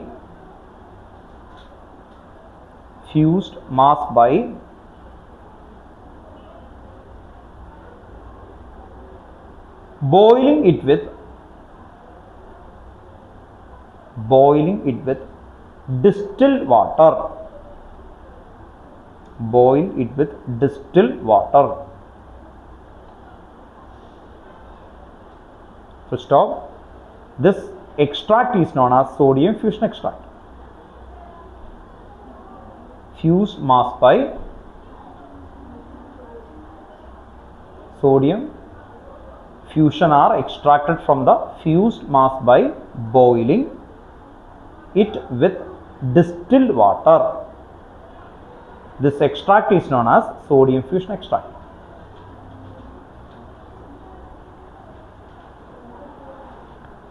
ഇതെന്താണെന്ന് പറയാം. അത് കഴിഞ്ഞിട്ട് ഒരെണ്ണോടി അടുത്തതിലേക്ക് പോകാം. സംഭവം ഇത്രയേ ഉള്ളൂ. നമുക്ക് തരുന്നൊരു സാമ്പിൾ, ആ സാമ്പിളിൽ എന്തൊക്കെ കണ്ടെത്തണം? നമുക്ക് സൾഫർ ഉണ്ടോ, അല്ലേ, ഇതുപോലെ നൈട്രജൻ ഉണ്ടോ എന്നൊക്കെ നമുക്ക് ഐഡന്റിഫൈ ചെയ്യണം. അങ്ങനെ ഐഡന്റിഫൈ ചെയ്യാൻ വേണ്ടി നമുക്ക് കിട്ടുന്നൊരു സാമ്പിളാണ്. ആ സാമ്പിളിൽ എന്ത് വേണമെങ്കിലും ആകാം, അല്ലേ. അപ്പോൾ ആ സാമ്പിൾ എടുത്ത് ഇയാൾ പറയണം അതിൽ സൾഫർ ഉണ്ടോ, സയനൈഡ് ഉണ്ടോ, അല്ലേ എന്നൊക്കെ നമുക്ക് ചെക്ക് ചെയ്യണം. അങ്ങനെ ചെക്ക് ചെയ്യണമെങ്കിൽ ആ സാമ്പിളിലേക്ക് നമ്മൾ എന്ത് ചെയ്യും? സോഡിയം ഇടും. എന്നിട്ട് ഡിസ്റ്റിൽ വാട്ടർ വെച്ച് എന്ത് ചെയ്യും? ഹീറ്റ് ചെയ്യും. അങ്ങനെ ഹീറ്റ് ചെയ്യുന്ന സമയത്ത് നമുക്ക് കിട്ടുന്ന ആ സബ്സ്റ്റൻസിനെ വിളിക്കുന്ന പേരാണ് സോഡിയം ഫ്യൂഷൻ എക്സ്ട്രാക്ട്. അതെടുത്തിട്ടാണ് നമുക്ക് ഓരോരോ ടെസ്റ്റുകൾ ചെയ്യുന്നത്. ഓർത്ത് നോക്കാം. അപ്പോൾ ഓരോരോ ടെസ്റ്റ് ചെയ്യാനായിട്ട് ഇത് ആവശ്യമാണ്. അപ്പോൾ ആദ്യം നമ്മൾ സോഡിയം ഫ്യൂഷൻ എക്സ്ട്രാക്ട് കണ്ടെത്തും കേട്ടോ. ഓക്കെ, ഏതൊക്കെ ടെസ്റ്റുകളാണ് ചെയ്യാൻ പോണേ ഒന്ന് പറഞ്ഞേ. ഫസ്റ്റ് ഹെഡിങ്ങിൽ എന്തൊക്കെയാണ് പറഞ്ഞേ? Nitrogen, sulphur, halogen, phosphorus. അതിൽ ഫോസ്ഫറസ് ഒഴിച്ച് ബാക്കിയുള്ള എല്ലാത്തിനും ഈ സോഡിയം ഫ്യൂഷൻ എക്സ്ട്രാക്ട് വേണം. ഫോസ്ഫറസ് ഒഴിച്ച് ബാക്കിയുള്ള എല്ലാത്തിനും ഈ സോഡിയം ഫ്യൂഷൻ എക്സ്ട്രാക്ട് വേണം. ഒരെണ്ണം കൂടി എഴുതിയിട്ട് നമുക്ക് നിൽക്കാം. Test for nitrogen. First heading test for nitrogen. Test for nitrogen. Test for nitrogen എഴുതി വെച്ചോട്ടോ. The sodium fusion extract is boiled with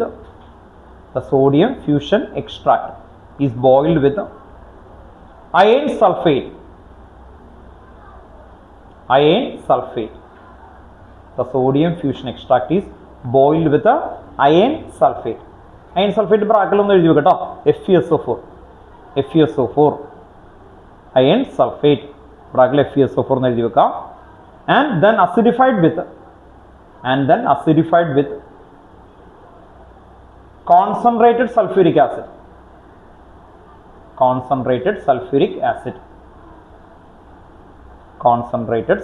acid. Full stop. And then acidified with concentrated sulfuric acid. Full stop. The formation of Prussian blue color. The formation of Prussian, Prussian, Prussian blue color confirm the presence of nitrogen. Prussian blue color confirms the presence of nitrogen. ആ Prussian blue underline ചെയ്യുക.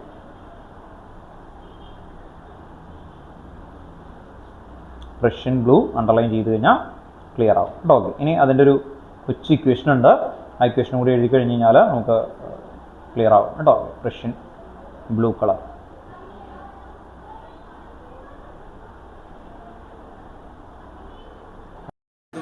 Equation വരുന്നുണ്ട്.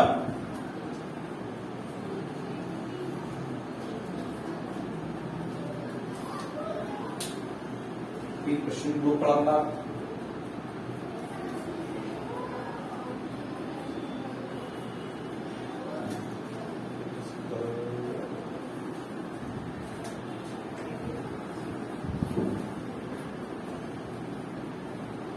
നൈട്രജനുള്ള compound ആയിട്ട് നമ്മൾ എടുത്തിരിക്കുന്ന cyanide ആയിട്ടുള്ള കോമ്പൗണ്ടാണ് CN. അത് വെച്ചിട്ടാണ് example ഒക്കെ എഴുതിയിരുന്നത്. എക്സാമ്പിൾ ഉദ്ദേശിക്കുന്നത്. അപ്പൊ ആ എക്സാമ്പിൾ സൈനൈഡ് ഉണ്ട് കേട്ടോ. സൈനൈഡിൽ ആരാണ്? C∼Bond N ആണ് അല്ലെ. അതിൽ ആരുണ്ട്? നൈട്രജൻ ഉണ്ട്. അപ്പൊ നൈട്രജൻ ഉള്ള ആദ്യ ടെസ്റ്റിൽ നമുക്ക് കിട്ടണം. അതിന് വേണ്ടിയിട്ടാണ് നമ്മൾ ചെയ്യുന്നത്. അപ്പൊ അവർ കൊണ്ടുവരുന്നത് Fe ആണ്. Fe നമ്മൾ പറഞ്ഞ FeSO4 അതിന്റെ SO4 മാറ്റി എന്ത് കിട്ടും? Fe2+ നമുക്ക് അതിലേക്ക് ആഡ് ചെയ്യുന്നത് Cn ആണ്. സൈനൈഡ് ആണ്. Cn നെഗറ്റീവ് ചാർജ് ആയിട്ടുള്ള ഒരു കോമ്പൗണ്ട്. ഈ Cn ആയിട്ടുള്ള പൊട്ടാസ്യം സൈനൈഡോ അങ്ങനെ എന്തെങ്കിലുമൊക്കെ ആയിരിക്കും കേട്ടോ. അപ്പൊ ആ സൈനൈഡ് വരുന്ന സമയത്ത് നമുക്ക് അവിടെ കിട്ടുന്ന കോമ്പൗണ്ട് എന്ന് പറയുന്നത് FeCN6 ടൈം. FeCN6 ഇതൊരു കോർഡിനേഷൻ കോമ്പൗണ്ട് ആണ് കേട്ടോ. അപ്പൊ കോർഡിനേഷൻ കോമ്പൗണ്ട് എന്ന് പറയുന്ന സമയത്ത് നമുക്ക് അടുത്ത വർഷം ഡീറ്റെയിൽ ആയിട്ട് പഠിക്കാനുണ്ട്. കോർഡിനേഷൻ കോമ്പൗണ്ട് എന്താണ് എന്നുള്ളതൊക്കെ. അപ്പൊ ഇത് നോക്കിയിട്ട് Cn എത്രണ്ട്? 6 ഇങ്ങനെ നോക്കിയിട്ടാണ് ബാലൻസ് ചെയ്യാം. Fe2+6Cn മൈനസ് ചാർജ് കൊടുക്കണം മൈനസ് ഉണ്ടോ? Cn 6 മൈനസ് അല്ലേ? 2+ കൂടി ചേർന്നാൽ എത്രയോ? 6 മൈനസ് പ്ലസ് 2+ എത്ര കിട്ടും? മൈനസ്. അതാണ് ചാർജ് വരുന്നത് കേട്ടോ. അപ്പൊ അങ്ങനെ ചാർജ് വരുന്നത് ഇതാണ് ആദ്യത്തെ ഈ കോമ്പൗണ്ട് ഫോം ചെയ്യുന്നത്. FeCN6 അതിലേക്ക് നമ്മള് വീണ്ടും എന്താ അടിയെന്ന് പറഞ്ഞിരിക്കുന്നത്? അസിഡിഫൈഡ് അല്ലെ. അസിഡിഫൈഡ് എന്ന് പറയുന്ന ഹൈഡ്രോളിസിസ് ആണ് അവർ ഉദ്ദേശിക്കുന്നത്. ഹൈഡ്രോളിസിസ് ആയിട്ടുള്ള കോമ്പൗണ്ട് ആണ്. വാട്ടറിന്റെ പ്രസൻസിൽ വീണ്ടും അത് റിയാക്ട് ചെയ്യും. അങ്ങനെ റിയാക്ട് ചെയ്യുന്ന ഒരു കോമ്പൗണ്ട് വരും. അതാണ് പ്രഷ്യൻ ബ്ലൂ കളർ ആയിട്ട് വരും. പ്രഷ്യൻ ബ്ലൂ കളർ എന്ന് പറയുന്ന ഫോർമേഷന്റെ റീസൺ അതാണ്. അപ്പോ ഈ FeCN6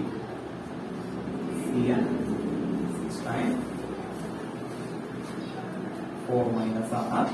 അതിലേക്ക് വീണ്ടും നേരത്തെ കണ്ട കോമ്പൗണ്ട് Fe2+ എന്ന് പറയുന്നത് ഇങ്ങനെ വരുമ്പോൾ ഇതിന്റെ ചാർജുകൾ നമ്മൾ ക്രോസ് ചെയ്യും. 2 Fe3+ ആണ്. അവിടെയാണ് ഇതിന് 3+ ഇത് 4- ആയി കഴിഞ്ഞാൽ അത് ക്രോസ് ചെയ്തു. അപ്പൊ എങ്ങനെ വരും? നമ്മുടെ ചാർജ് കൊണ്ട് ഇങ്ങനെ എഴുതി ക്രോസ് ചെയ്യുന്ന പരിപാടിയില്ലേ? അവിടെ .xH2 ആണ്. XH2 ഇത് 3ഉം 4ഉം അങ്ങോട്ട് ക്രോസ് ചെയ്താൽ എങ്ങനെ വരും? ഇത് 3 ആണ്, ഇത് 4 ആണ്. അപ്പൊ എന്ത് വരും? Fe4 ടൈം ഇത് ടോട്ടൽ എത്ര വരും? പ്രൈസ് കേട്ടോ. അപ്പൊ ചാർജ് നോക്കിയിട്ട് നമുക്ക് ആ കോമ്പൗണ്ട് ഫോം ചെയ്യുന്നത് ക്ലിയർ ചെയ്ത് വെട്ടി പോകാൻ പറ്റും. ഓർമ്മയുണ്ടല്ലോ ബാലൻസ് ക്രോസ് ചെയ്യുന്ന പരിപാടി അല്ലേ? ഇതിന് 3 ആണ്, ഇതിന് 4 ആണെങ്കിൽ 3 ആർക്ക് കൊടുക്കണം? ഇതിന് കൊടുക്കണം. ഇതിന്റെ 4 ആർക്ക് കൊടുക്കണം? ഇവിടെ കൊടുക്കണം. അപ്പൊ ഈ കോമ്പൗണ്ട് ഫോം ചെയ്യുന്നത് Fe3 ഈ ടോട്ടൽ കോമ്പൗണ്ട് FeCN6 ടൈം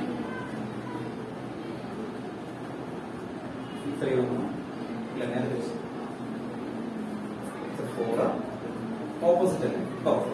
ഈ ആർക്ക് കൊടുക്കണം, ഈ 4 ആർക്ക് കൊടുക്കണം. .xH2 ഈ വാട്ടർ ഉള്ളത് .xH2 ഉണ്ട്. ഇതിന്റെ താഴെ പ്രഷ്യൻ പ്രഷ്യൻ. ഇനി ഞാൻ പറഞ്ഞു ഇതിനെ സ്ക്വയർ ബ്രാക്കറ്റിൽ ഇത് അടുത്ത വർഷത്തെ ചാപ്റ്ററിന്റെ പേരാണ് കോർഡിനേഷൻ കോമ്പൗണ്ട് എന്നാണ് ആ ചാപ്റ്ററിന്റെ പേര്. ഓക്കെ. അപ്പൊ നമുക്ക് 2 ടെക്സ്റ്റ് ബുക്ക് ഉണ്ട്. അതിൽ ഫസ്റ്റ് ടെക്സ്റ്റ് ബുക്കിലെ ലാസ്റ്റ് ചാപ്റ്റർ ആണ്.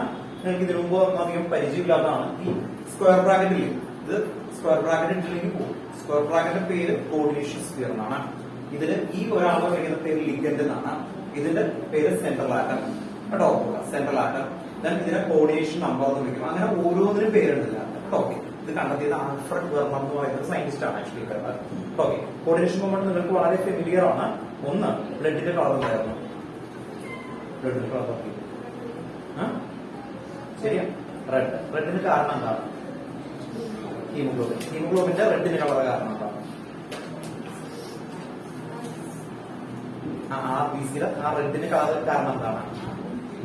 എക്സാമ്പിൾ പറഞ്ഞപ്പോ ചാടി പറയും നിങ്ങൾക്ക് എന്റെയൊക്കെ ചെറുപ്പത്തിലെ ഇതിങ്ങനെ നോക്കും പ്രോപ്പർ കണ്ടു. എന്നിട്ട് ബ്ലഡ് കുറവാണെന്നൊരു ഇഷ്ടമല്ലാത്ത ടോണിക്ക് വരും. ആ ടോണിക്കിൽ ഡാഷ് ഉണ്ടാവും. ബ്ലഡ് കുറവ് പറഞ്ഞു അയോൺ ആണ്. ബ്ലഡിന്റെ റീസൺ അയൺ ആണ്. ആ അയൺ എന്ന് പറയുന്നത് ഈ ഇവിടെ വരും. അയൺ ആണ് സെൻട്രൽ ഹീമോഗ്ലോബിൻ ഒരു കോർഡിനേഷൻ ഉണ്ടാവും. അപ്പോ ഹീമോഗ്ലോബിൻ എന്തൊക്കെയാ ബയോളജി പഠിച്ച ആൾക്കാർ? ഓക്സി ഹീമോഗ്ലോബിൻ ആണ് കാർബോക്സി ഹീമോഗ്ലോബിൻ. അതിലെ carboxy haemoglobin affinity dash time ആണ്. 70 പഠിച്ചിട്ടുണ്ട്. 7th പഠിച്ചിട്ടുണ്ട് അല്ലേ? ഓൺലൈനിൽ പഠിച്ചിട്ടുണ്ട്. അത് ഓർമ്മയുണ്ടോ അല്ലേ? നല്ലതായിരുന്നു. എന്താ കാർബോക്സി ഹീമോഗ്ലോബിൻ അഫിനിറ്റി ഭയങ്കര കൂടുതലാണ്. അതുകൊണ്ടാണ് കാർബൺ മോണോക്സൈഡ് ഉണ്ടായാൽ പെട്ടെന്ന് വരും, ഡെത്ത് വരും അല്ലേ. ഓക്കെ, ഇപ്പൊ ഈ റൂമിൽ കാർബൺ മോണോക്സൈഡ് ഉണ്ടായെങ്കിൽ 200 ടൈം മിനിമം അഫിനിറ്റി ഉണ്ട് എന്ന് പറഞ്ഞാൽ ഓക്സിജന് കാർബൺ മോണോക്സൈഡ് എടുത്തു കഴിഞ്ഞാൽ ബ്ലഡ് ആരെ എടുക്കുള്ളൂ? കാർബൺ മോണോക്സൈഡ് എടുക്കും. കാർബൺ മോണോക്സൈഡ് എവിടെ കൊണ്ടുവന്ന് കൊടുക്കുന്നു ആ സെല്ലൊക്കെ ഡെത്തായി പോകുന്നു. സെല്ലുലാർ ബ്രെയിൻ കൊണ്ടുവരുന്നു, ബ്രെയിൻ അടിച്ചു മനസ്സിലായി. എവിടെ കൊടുക്കുന്നു അവിടെയൊക്കെ ഡെത്ത് വരും. അങ്ങനെയാണ് അത് ഭയങ്കര ഡേഞ്ചറസ് ആണ് കേട്ടോ. അപ്പൊ അത് ഹീമോഗ്ലോബിൻ ആണ്. പിന്നെ ക്ലോറോഫിൽ കണ്ടല്ലേ, ക്ലോറോഫിൽ എന്തായിരുന്നു? ഒരു ചെടി വലിയൊരു പ്ലാന്റേഷൻ നിങ്ങൾ നടത്തുന്നു, അതില് ആ പച്ച കളർ കുറവാണെങ്കിൽ ഡാഷ് ഇട്ട് കൊടുക്കും. ആ ക്ലോറോഫിലിന്റെ എന്തുണ്ട് അതിന് സെൻട്രൽ ആറ്റം ഉണ്ട്. ഇതുപോലെ ഹീമോഗ്ലോബിൻ എന്ന് പറയുമ്പോൾ RBCനെ അതിൽ എന്താണ് അയൺ ആണ് മെയിൻ ആയിട്ട് സെൻട്രൽ ആറ്റം. ആ അയൺ വെച്ചിട്ടാണ് നമ്മൾ കൊണ്ടുപോകുന്നത് കേട്ടോ. അതൊരു കോർഡിനേഷൻ കൊണ്ടാണ് ഫെമിലിയർ ആവാനായിട്ട് ആണ്. അടുത്ത വർഷം നമ്മൾ എടുക്കുന്നത് തന്നെ പറഞ്ഞെടുക്കുക, നമുക്കൊരു ഐഡിയ കിട്ടാൻ വേണ്ടിയിട്ടാണ്. അപ്പൊ ഇങ്ങനെ വരുന്ന കോമ്പൗണ്ടുകൾ എവിടെയെങ്കിലും കണ്ടാൽ അത് കോർഡിനേഷൻ കോമ്പൗണ്ടാണ് ഓർക്കുക കേട്ടോ. പഠിച്ചല്ലോ, ഓക്കെ അല്ലേ? ഓക്കെ, ഇന്ന് ഇത്ര പേര് നിൽക്കട്ടെ. ഇനി നിങ്ങളുടെ പ്രാക്ടിക്കൽ കാര്യം ഇന്ന് തുടങ്ങി വെക്കാം. എന്നിട്ട് സാറ്റർഡേ വേണ്ടി ഡീറ്റെയിൽ ആയിട്ട് പോവാം. പ്രാക്ടിക്കൽ എക്സാം ആണ് മൺഡേ അല്ലേ. ഓക്കെ, അപ്പൊ നമുക്ക് പഠിച്ചു തുടങ്ങണം. സോൾട്ട് അനാലിസിസ് സ്കീം നമുക്ക് കറക്റ്റ് ആയിട്ട് കിട്ടണം കേട്ടോ. സ്കീം ഓക്കെ ആണോ? ക്ലിയർ ആണോ? ഓക്കെ, ഫസ്റ്റ് എന്തൊക്കെയായിരുന്നു? എന്താ പഠിച്ചത്? പ്രിലിമിനറി ഉണ്ട് അല്ലെ. അത് കഴിഞ്ഞ പിന്നെ എന്താ? ഡിറ്റക്ഷൻ ഓഫ് ആനയോൺ ആണ് കാറ്റയോൺ ആണ് അല്ലെ. ആ ആനയോൺ ഏതൊക്കെയുണ്ട് നമുക്കൊന്ന് പഠിച്ചു പോകാം കുറച്ച് കേട്ടോ. എന്തൊക്കെയായിരുന്നു ആനയോൺ പഠിപ്പിച്ചപ്പോ? കാർബണേറ്റ്. ആ പേര് ആദ്യം പഠിക്കണ്ടേ, അല്ലാതെ എക്സ്പെരിമെന്റ് അല്ല. നമുക്ക് എല്ലാവരും പഠിക്കട്ടെ. ഓക്കെ, ആദ്യം എന്തൊക്കെയുണ്ട്? കാർബണേറ്റ്. പിന്നെന്തായിരുന്നു? ഓർഡർ പറയാം. അസറ്റേറ്റ് കേട്ടോ. Carbonate, acetate, chloride, nitrate, sulphate. Phosphate ചിലപ്പോൾ ഇടുന്നുണ്ടോ? ഇല്ല, ഫോസ്ഫേറ്റ് വെക്കാറില്ല കേട്ടോ. ഫോസ്ഫേറ്റ് ചില സ്കൂളിൽ ഈ 5 ഒന്ന് പേര് പറഞ്ഞേ. ആദ്യം അങ്ങനെ പഠിക്കണ്ട കേട്ടോ. ഫുൾ സ്ട്രക്ചർ പറയാൻ ഞാൻ പറ്റുന്നുണ്ടോ? ഏതൊക്കെയായിരുന്നു? Carbonate, acetate, nitrate, sulphate. ഒന്നുകൂടെ റിപ്പീറ്റ് ചെയ്യും. കാർബണേറ്റ്, അസറ്റേറ്റ്, കേട്ടോ. ഡിറ്റക്ഷൻ ടെസ്റ്റ് ആണ്, കൺഫർമേഷൻ അല്ല പറയുന്നത്. ഈ ഫിംഗറിൽ ഫസ്റ്റും ലാസ്റ്റും കേട്ടോ, ഫസ്റ്റും ലാസ്റ്റും HCl, ഈ മിഡിൽ വരുന്ന 3 H2SO. അങ്ങനെ ഓർത്ത് നോക്കാം. ഫസ്റ്റും ലാസ്റ്റും HCl, മിഡിൽ വരുന്ന 3 H2SO. ഇനി നമ്മുടെ ഡിറ്റക്ഷൻ ടെസ്റ്റ് എടുക്കുന്ന സമയത്ത് ആദ്യം കാർബണേറ്റ്. ആ കാർബണേറ്റില്ല HClലേക്ക് അല്ലെ, HClലേക്ക് കാർബണേറ്റ് നമ്മുടെ സോൾട്ട് ഇട്ടു. അത് കാർബണേറ്റ് സോൾട്ട് ആണ് എങ്കിൽ അത് ഡാഷ് ഒരു ഒബ്സർവേഷനിൽ ബ്രിസ്ക് ഓഫ് CO2 അല്ലെ, ഓഫ് CO2. അതാണ് പ്രസൻസ് ഓഫ് എന്താണ്? കാർബണേറ്റ്. Presence of carbonate. അത് കഴിഞ്ഞാൽ അല്ലെ നമുക്ക് അവിടെ പ്രസൻസ് കിട്ടി കഴിഞ്ഞാൽ പിന്നെ എന്ത് ചെയ്യും? കൺഫർമേറ്റീവിലേക്ക് പോകും. അത് അവിടെ നിൽക്കട്ടെ. അത് കിട്ടിയില്ല, ആബ്സെന്റ് എന്ന് എഴുതി. രണ്ടാമത്തെ ടെസ്റ്റിലേക്ക് വരുന്നത് സൾഫ്യൂരിക് ആസിഡ് എടുത്തു. എന്നിട്ട് എന്തിലേക്ക് ഇടുന്നു? സോൾട്ടിലേക്ക് ഇടുന്നു. സോൾട്ടിലേക്ക് ഇട്ടിട്ട് നമ്മൾ എന്ത് ചെയ്യും? റബ്ബ് ചെയ്തിട്ട് സ്മെല്ല് അല്ലെ, ഡാഷ് സ്മെല്ല് വരണം. എന്തായിരിക്കും? Vinegar smell. വിനെഗർ സ്മെല്ല് വന്നാൽ presence of acetic. Presence of acetic. Third എന്തായിരുന്നു? തേർഡ് സൾഫ്യൂരിക് ആസിഡ് എടുക്കും. സൾഫ്യൂരിക് ആസിഡ് എടുത്തു കേട്ടോ. ക്ലോറൈഡ്, ഹാലജൻ അല്ലെ, ഹാലജൻ, ഹാലൈഡ് അല്ലെ. സൾഫ്യൂരിക് ആസിഡ് ഹാലൈഡിലേക്ക് ഇടുമ്പോ എന്ത് വരും? പറഞ്ഞു, പഞ്ചൻ ഗ്യാസ് അല്ലെ. പഞ്ചൻ ഗ്യാസ് വന്നു. ആ പഞ്ചൻ കളർലെസ് ഗ്യാസ് ആണ് വരുന്നത് അല്ലെ, ക്ലോറിൻ ഗ്യാസ് ആണ് വരുന്നത്. അതിനെങ്ങനെ കൺഫേം ചെയ്യും? ഗ്ലാസ് റോഡിലേക്ക് അമോണിയം ഹൈഡ്രോക്സൈഡ്. അപ്പൊ എന്ത് വരും? Thick dense white fumes. Thick dense white fumes. അത് presence of chloride. Presence of chloride. അപ്പൊ പ്രസൻസ് കിട്ടണം, ആദ്യം ഒരു ഐഡിയ ഉണ്ടാകണം. ദെൻ ഫോർത്ത് നൈട്രേറ്റ് ആണ്. നൈട്രേറ്റില് എന്തായിരുന്നു? സൾഫ്യൂരിക് ആസിഡ് വരുന്നു, ഡാഷ് ഫ്യൂംസ് വരും, ബ്രൗൺ ഫ്യൂംസ് അല്ലെ. അത് നോക്കാം. അങ്ങനെ ബ്രൗൺ ഫ്യൂംസ് വന്നു കഴിഞ്ഞാൽ പേപ്പർ പോൾ ടെസ്റ്റ് ഒക്കെ നോക്കി അല്ലെ. ബ്രൗൺ ഫ്യൂംസ് വന്നു. അപ്പോ ആ ബ്രൗൺ ഫ്യൂംസ് വന്നു കഴിഞ്ഞാൽ അത് പ്രസൻസ് ഓഫ് നൈട്രേറ്റ് അല്ലെ, പ്രസൻസ് ഓഫ് നൈട്രേറ്റ്. ഇനി നെക്സ്റ്റ് ലാസ്റ്റത്തെ എന്തായാലും സൾഫേറ്റ്. സൾഫേറ്റിലേക്ക് എന്തായിരുന്നു? HCl ആഡ് ചെയ്യുന്നു. എന്നിട്ട് എന്താ ആഡ് ചെയ്യുന്നത്? HCl ആഡ് ചെയ്തത് ബേരിയം ക്ലോറൈഡ്. അപ്പൊ എന്ത് വരും? ബേരിയം സൾഫേറ്റ് ഫോം ചെയ്യും അല്ലെ. ബേരിയം സൾഫേറ്റ് എന്തായിരിക്കും? വൈറ്റ് പ്രസിപ്പിറ്റേറ്റ് അല്ലെ. PSO എവിടെ പഠിച്ചിട്ടുണ്ട്? ഓർമ്മയുണ്ടോ? 10th അല്ലെ? എന്ത് റിയാക്ഷൻ ആയിരുന്നു? Double displacement. ആ സംഭവം തന്നെയാണ് കേട്ടോ, വേറെ വ്യത്യാസമുണ്ട്. അപ്പൊ അങ്ങനെ വരുന്ന അത് ഓർത്ത് വെക്കുക. അപ്പൊ എന്ത് കിട്ടി? White president. ഈ 5 ടെസ്റ്റ് എന്ന് പറയുന്നത്. അപ്പൊ നമുക്ക് ആദ്യം നിങ്ങൾക്ക് ഓർത്ത് വെക്കേണ്ടത്, നമ്മൾ ലാബിൽ ഇരിക്കുന്നു, ഒരു സോൾട്ട് കിട്ടുന്നു. പ്രിലിമിനറി നിങ്ങൾക്ക് എത്ര division? Solidity, colour, order, flame test ഉണ്ടാ? ഫ്ലെയിം ടെസ്റ്റ് അല്ലെ? ആഷ് ടെസ്റ്റ് അവിടെ തന്നെ ചെയ്യിപ്പിക്കുന്നുണ്ട്. ഓക്കെ, ഫ്ലെയിം മാത്രമല്ലേ? ആഷ് ടെസ്റ്റ് മറ്റേ കൺഫർമേറ്ററി അല്ലേ ഏൽപ്പിച്ചേ? പ്രിലിമിനറി ചെയ്യിപ്പിച്ചു അല്ലേ? ഏതാ? അപ്പൊ ആ പ്രിലിമിനറി അവിടെ ഓർത്ത് നോക്കുക. പ്രിലിമിനറി റൈറ്റ് ആവണമെന്ന് നിർബന്ധമില്ല, പക്ഷെ ഈ ടെസ്റ്റ് എടുക്കും. ഇനി ഇപ്പൊ ഇവിടുന്ന് നമുക്ക് ആനിയോൺ കിട്ടി. കാറ്റയോണിക്കിന്റെ എന്തൊക്കെയായിരുന്നു? ആദ്യത്തെ test zero group. Zero group എന്തായിരുന്നു? അമോണിയം അല്ലെ? ഓർത്ത് നോക്കാം. അമോണിയത്തിന്റെയാണ് zero group. Then first group എന്തായിരുന്നു? ലെഡ് ആണ്. ലെഡ് അല്ലെ? ദെൻ സെക്കൻഡ് ഗ്രൂപ്പ് ഇല്ലാത്തതാണ് കോപ്പർ അല്ലെ? എന്തുകൊണ്ടാ സി വെക്കില്ല എന്ന് പറഞ്ഞത്? കളർ ഡയമണ്ട് അല്ലെ? Colour diamond. തേർഡ് ഗ്രൂപ്പ് എന്തായിരുന്നു? അലൂമിനിയം കേട്ടോ, അലൂമിനിയം വരുന്നതാണ് തേർഡ് ഗ്രൂപ്പ്. എന്ത് പറ്റിയില്ലേ? ചെയ്യിപ്പിച്ചോ? കളർ പ്ലസ് ടുവിന് വെക്കില്ല കേട്ടോ, പ്ലസ് ടുവിന് വെക്കില്ല. എന്തുകൊണ്ടാണ്? കളറെല്ലാം ഉണ്ട് അല്ലെ? പെട്ടെന്ന് ഐഡന്റിഫൈ ചെയ്യാൻ പറ്റും. അതുകൊണ്ട് പ്ലസ് ടുവിൽ വെക്കത്തില്ല. നിങ്ങളത് സിസ്റ്റായിട്ട് വെക്കുന്നതാണ്. നിങ്ങളൊന്ന് പഠിച്ചു വെക്കുക എന്നുള്ള ഏരിയ. അപ്പൊ ടെസ്റ്റുകൾ കറക്റ്റ് ഓർഡറിൽ കിട്ടണം. എന്നിട്ട് തന്നെ കൺഫർമേറ്ററി ഇടണം. കൺഫർമേറ്ററി നിങ്ങളുണ്ടോ? സ്കീം ഉണ്ടോ? കൺഫർമേറ്ററി ഓർത്ത് നോക്കുക. സ്കൂൾ അനുസരിച്ച് വ്യത്യാസം വരും കേട്ടോ. നിങ്ങൾക്ക് വ്യത്യാസം ഉണ്ടാവും.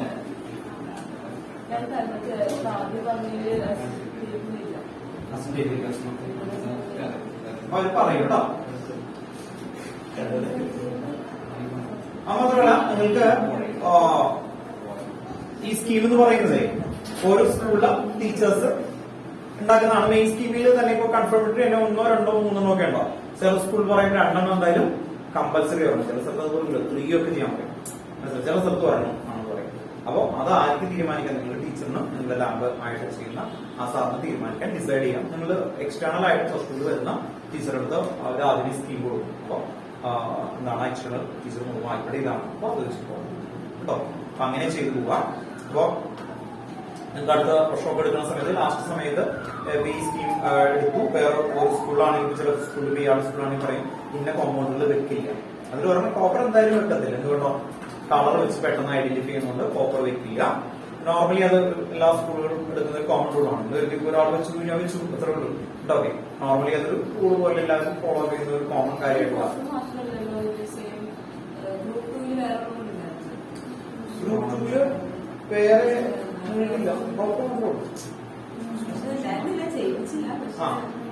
വെക്കാറില്ല. ഇവിടെ അവര് പ്രോപ്പർ മാത്രം കൊടുക്കുന്നു കേട്ടോ. ഗ്രൂപ്പ് 2 കുറെ ആൾക്കാരുണ്ട്. പക്ഷെ നിങ്ങൾക്ക് ഇവിടെ കൊടുത്തേക്കുന്ന പക്ഷെ ഏതായാലും നിങ്ങൾക്ക് എന്ത് വരും? കളർ വരും. അതുകൊണ്ടാണ് വെക്കാറ് കേട്ടോ. നമുക്കൊരു കാര്യം ചെയ്യാം. നമുക്ക് ആദ്യത്തെ കേട്ടോ പ്രിലിമിനറി കഴിഞ്ഞിട്ട് വരുന്ന എല്ലാത്തിന്റെയും കൺഫർമേറ്ററി ഇൻഡിവിജ്വലി ഇവിടെ നമുക്ക് പറഞ്ഞു കേൾപ്പിച്ച് ക്ലിയർ ചെയ്ത് അതിന്റെ ഇക്വേഷൻ എഴുതി കഴിഞ്ഞാൽ കേട്ടോ. വേണ്ടിയിട്ടാണ് ഇത്ര ടൈം എടുത്തേ. ഇനി സമയമുണ്ട് 15 മിനിറ്റ്സ് കേട്ടോ. നമുക്ക് തുടങ്ങാം. ഫസ്റ്റ്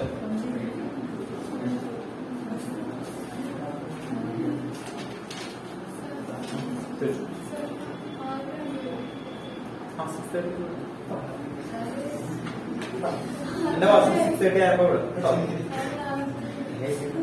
അത് തെറ്റാണ്. ഫാസ്റ്റായിട്ട്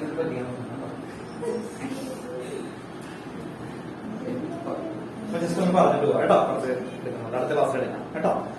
ഇപ്പൊ നമുക്കൊന്ന് ജസ്റ്റ് ഒന്ന് വായിച്ചു നോക്കാം. നമുക്ക് കാർബണേറ്റിന്റെ കൺഫർമേറ്ററിയിലേക്ക് വരാം. ലെഡ് അസറ്റേറ്റ് ടെസ്റ്റ് ആണ് നിങ്ങൾക്ക് വെച്ചേക്കുന്നത് കേട്ടോ. Lead acetate test. Salt solution is added. Lead acetate add ചെയ്യുന്നു. അങ്ങനെ വരുന്ന സമയത്ത് white precipitate is formed, presence of CO3 2- is confirmed കേട്ടോ. അങ്ങനെയാണ് ആദ്യത്തെ വരുന്നത്. അസറ്റേറ്റിന് 2 ടെസ്റ്റ് കൊടുത്തിട്ടുണ്ട്. ന്യൂട്രൽ ഫെറിക്ലോറൈഡ് ടെസ്റ്റ് കൊടുത്തിട്ടുണ്ട്. നിങ്ങൾക്ക് 2 എഴുതാൻ പറഞ്ഞിട്ടുണ്ടോ? ഇല്ല. ന്യൂട്രൽ ഫെറിക് അസറ്റേറ്റിന്റെ ഇല്ല. ഒരെണ്ണം കൊടുത്തിട്ടുള്ളൂ. എളുപ്പമാണല്ലോ.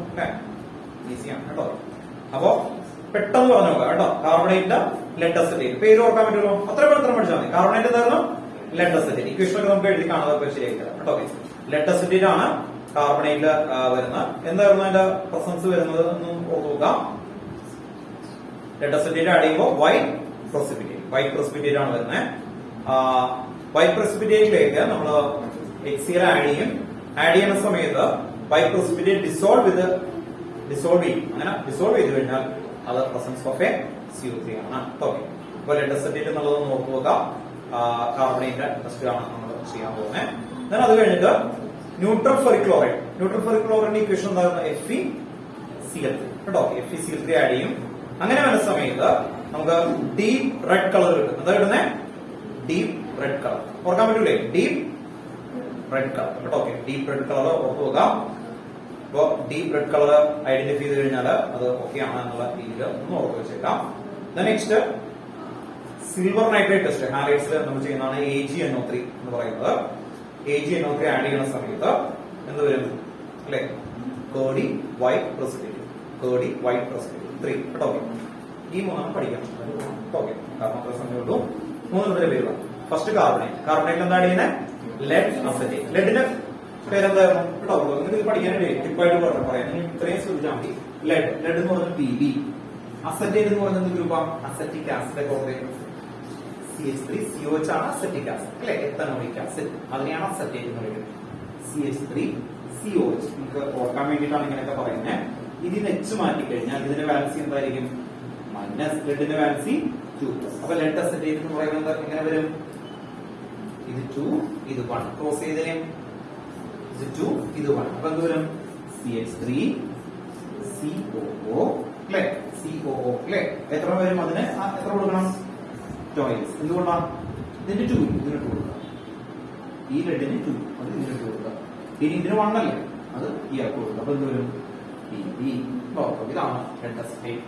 PB ഫ്രണ്ടിൽ CHCOO ചോയ്സ്. അപ്പൊ സോഡിയം അസറ്റേറ്റ് എന്ന് പറഞ്ഞാൽ എന്തായിരിക്കും? CH3COON.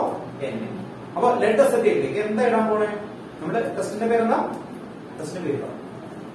കാർബണേറ്റിൽ എന്താ ഇടണ്ടേ? കൺഫർമേറ്റീവില് ലെഡ് അസറ്റേറ്റ് എന്ന് പറഞ്ഞേ. കാർബണേറ്റിന്റെ കൺഫർമേറ്റീവില് ഒറ്റ വേർഡ് ഓർത്ത് വെച്ചാൽ മതി, ലെഡ് അസറ്റേറ്റ്. കാർബണേറ്റ് കൺഫർമേറ്റീവിൽ എന്താ? Lead acetate. അപ്പോ ഇവരുടെ നിങ്ങളുടെ ബുക്കിലുള്ള ഇക്വേഷൻ ആണ് Na2CO3. ഇതില് ഇയാളെ നിങ്ങൾ കൺസിഡർ ചെയ്യേണ്ട ആവശ്യമില്ല. ആരെ മാത്രം നോക്കിയാൽ മതി? CO3. അപ്പൊ Na2CO3 ആരെയാണ് നമുക്ക് ആവശ്യം? കാർബണേറ്റ് അല്ലെ. കാർബണേറ്റ് ഇതിനായിട്ട് റിയാക്ട് ചെയ്യും. അപ്പൊ ഇതാണ് നിങ്ങളുടെ ഇക്വേഷനിൽ വരുന്നത്. നിങ്ങൾ അപ്പൊ കാർബണേറ്റ് ടെസ്റ്റില് ആദ്യം ഓർത്തുകൊണ്ടത് ലെഡ് അസറ്റേറ്റ് കേട്ടോ. ഓർക്കുക, ലെഡ് അസറ്റേറ്റ് ഇടുമ്പോ ആഷ് കളർ കിട്ടും. എന്ത് കളറാണ് കൊടുത്തേക്കുന്നത് അവിടെ? ലെഡ് അസറ്റേറ്റിന് കളർ വന്നിരിക്കുന്നത് എന്തായിരുന്നു? വൈറ്റ് PPT അല്ലെ. വൈറ്റ് PPT വരുന്നുണ്ട്. അടുത്തത് എന്ത് PPT ആയിരുന്നു? ആ പ്രസിപ്പിറ്റേറ്റ് മാത്രമായിട്ട് ഓർത്ത് നോക്കാം. റെഡ് പ്രസിപ്പിറ്റേറ്റ് ആണ് നെക്സ്റ്റ് വരുന്നത്. എന്തിടുമ്പോ? FeCl3. മൂന്നാമത്തെ എന്തായിരുന്നു? AgCl എന്തായിരുന്നു? കേർഡി വൈറ്റ് അല്ലെ. അങ്ങനെ ആ പ്രസിപ്പിറ്റേറ്റ് മൂന്നെണ്ണം ഓർത്ത് നോക്കാം. ഒന്നും കൂടി പറഞ്ഞേ. ഇതെന്തായിരുന്നു? വൈറ്റ് പ്രസിപ്പിറ്റേറ്റ്, പിന്നെ റെഡ് പ്രസിപ്പിറ്റേറ്റ്, കേർഡി വൈറ്റ് എന്ന് പറയുമ്പോൾ AgCl വരും. നിങ്ങൾ 10th പഠിച്ചിട്ടുണ്ടാവും ഫോട്ടോ അതല്ലേ, ആ കളറാണ് AgCl കേട്ടോ. അതാണ് ആ PPT വരുന്നത് കേട്ടോ. നമ്മൾ പഠിച്ചല്ലേ AgBr അല്ലെ. അത് തന്നെയാണ്, ആ ടെസ്റ്റുകളൊക്കെ തന്നെയാണ് പറയുന്നത്. ഇതും അത് തന്നെയാണ് ആക്ച്വലി കൊണ്ടുവരുന്നത്. അപ്പോ ഇവിടെ വരുന്ന PbCO3 പ്ലസ് CH3CO തന്നെയാണ് കേട്ടോ. ഇവിടെ നിന്ന് നിങ്ങൾക്ക് കിട്ടുന്ന ഈ PB ഇതിലേക്ക് പോകും. അപ്പൊ ഇതിനെ എങ്ങനെ വിളിക്കാം? Displacement, double displacement. അത് അപ്പൊ എന്ത് വരും? ഇതിലെ നിങ്ങൾ എത്തുള്ളൂ മെറ്റൽ ഉണ്ടല്ലോ, മെറ്റലും നോൺ മെറ്റൽ ഗ്രൂപ്പ് കൂടി ജോയിൻ ചെയ്യും. അപ്പൊ എന്ത് വരും? PbCO പ്ലസ് എന്ത് വരും? CH3COON. എന്നയുടെ വാലൻസി 1 ആണ് കേട്ടോ. CH3COON. ഇതിന്റെ താഴെ നിങ്ങൾ എന്ത് എഴുതാം? White precipitate. ഇതിന്റെ താഴെ എന്തായിരിക്കും? White precipitate. ഇത്ര ഉള്ള പരിപാടി. ഇനി അടുത്തത് ഇതാ ഇതിന്റെ പഠിച്ചേ. അപ്പൊ കാർബണേറ്റ് കൺഫർമേറ്റീവ് എന്ത് ടെസ്റ്റാ? Lead acetate. കാർബണേറ്റ് കൺഫർമേറ്റീവ് എന്താ? Lead acetate. അങ്ങനെ കുക്ക് ചെയ്യാം. പിന്നെ ലോജിക് വെച്ച് ജോയിൻ ചെയ്യാൻ നോക്കുക. അല്ലാതെ എല്ലാം കൂടി കാണാൻ പഠിച്ചാൽ കൺഫ്യൂഷൻ ആവും. അപ്പൊ ലെഡ് അസറ്റേറ്റ് എഴുതാനായിട്ട് നിങ്ങൾ പഠിച്ചു കഴിഞ്ഞാൽ ഇത് നിങ്ങൾക്ക് കിട്ടിയില്ല, Na2 ഒന്നും കിട്ടിയില്ലെങ്കിൽ വെറുതെ CO3 മൈനസ് എഴുതണം. എന്നിട്ട് ഇവിടെ എഴുതണം കേട്ടോ. ഓർത്തോ, നിങ്ങളുടെ ബുക്കിൽ ഇങ്ങനെ എഴുതുന്നുള്ളൂ. വേറെ ബുക്കുകളിലൊക്കെ അയണിക് ഇക്വേഷൻ ആണെങ്കിൽ പഠിക്കാനായിട്ട് എളുപ്പമാണ്. ഇത് എഴുതും. എന്നിട്ട് CO3 2 മൈനസ്, എന്നിട്ട് ഇവിടെ എഴുതണം PbCO3, ഇവിടെ എഴുതുമ്പോ എന്റെ എഴുതുന്നത് CH2CO മൈനസ്. അത് എഴുതിയപ്പോൾ മാർക്ക് കിട്ടും. കാരണം എന്താണ്, നമുക്ക് എന്താ ചോദിച്ചിട്ടുള്ളൂ, സ്കൂളിൽ തരുന്ന സോഡിയം കഴിക്കോ ഇല്ല, നിങ്ങൾക്ക് അല്ലേ ലാസ്റ്റ് ഒന്നും വേറെ സാധനം കിട്ടുക. അപ്പൊ അതൊരു എക്സാമ്പിൾ ആയിട്ടാണ് ഈ എഴുതുന്നത്. അപ്പൊ അയണിക് ഇക്വേഷൻ എഴുതിയാലും നിങ്ങൾക്ക് മാർക്ക് കിട്ടും. നിങ്ങൾക്ക് കിട്ടിയില്ലെങ്കിൽ ഓർക്കാനുള്ള ടിപ്പാണ്. സെക്കൻഡ് എന്തായിരുന്നു പറഞ്ഞേ, അസറ്റേറ്റ് എന്തായിരുന്നു, CH3CO മൈനസ് അല്ലെ, CH3COO മൈനസ്. ഇതിലേക്ക് എന്തിടുന്നു എന്ന് പറഞ്ഞേ, FeCl3 അല്ലെ. FeCl3 ന്യൂട്രൽ ഫെറിക് ക്ലോറൈഡ് ആണ് അല്ലെ, FeCl3 ആണ് ആഡ് ചെയ്യുന്നത്. FeCl3 ആഡ് ചെയ്യുന്ന സമയത്ത് ഡാഷ് പ്രസിപ്പിറ്റേറ്റ് കിട്ടും.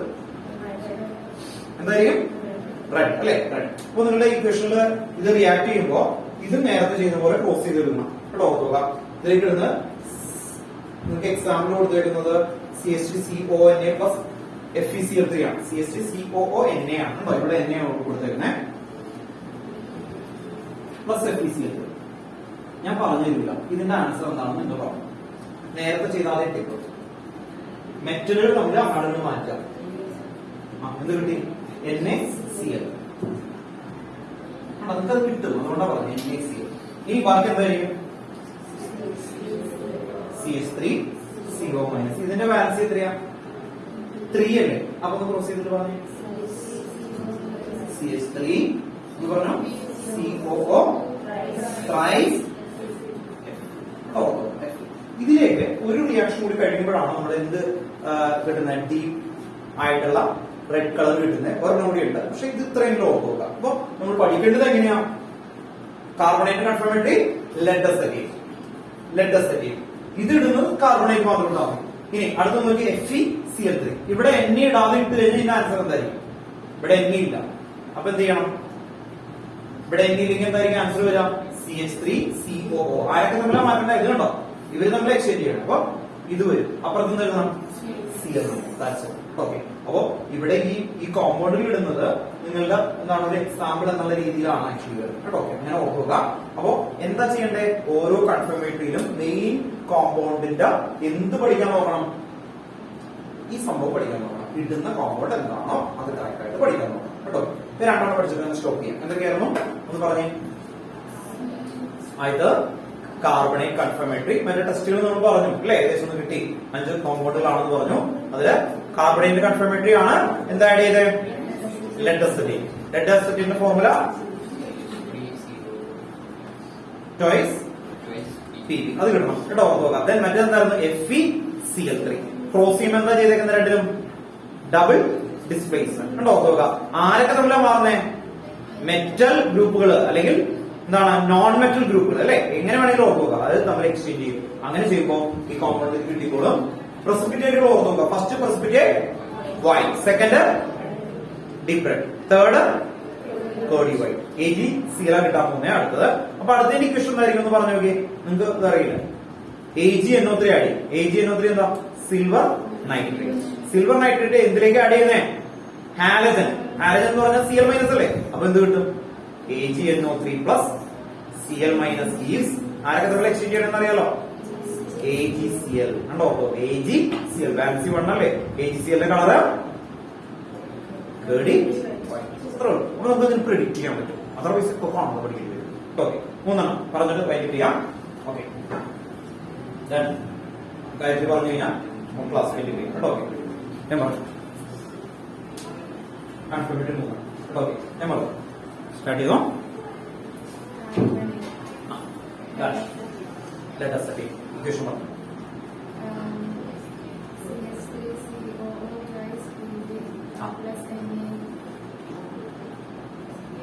Na2CO3.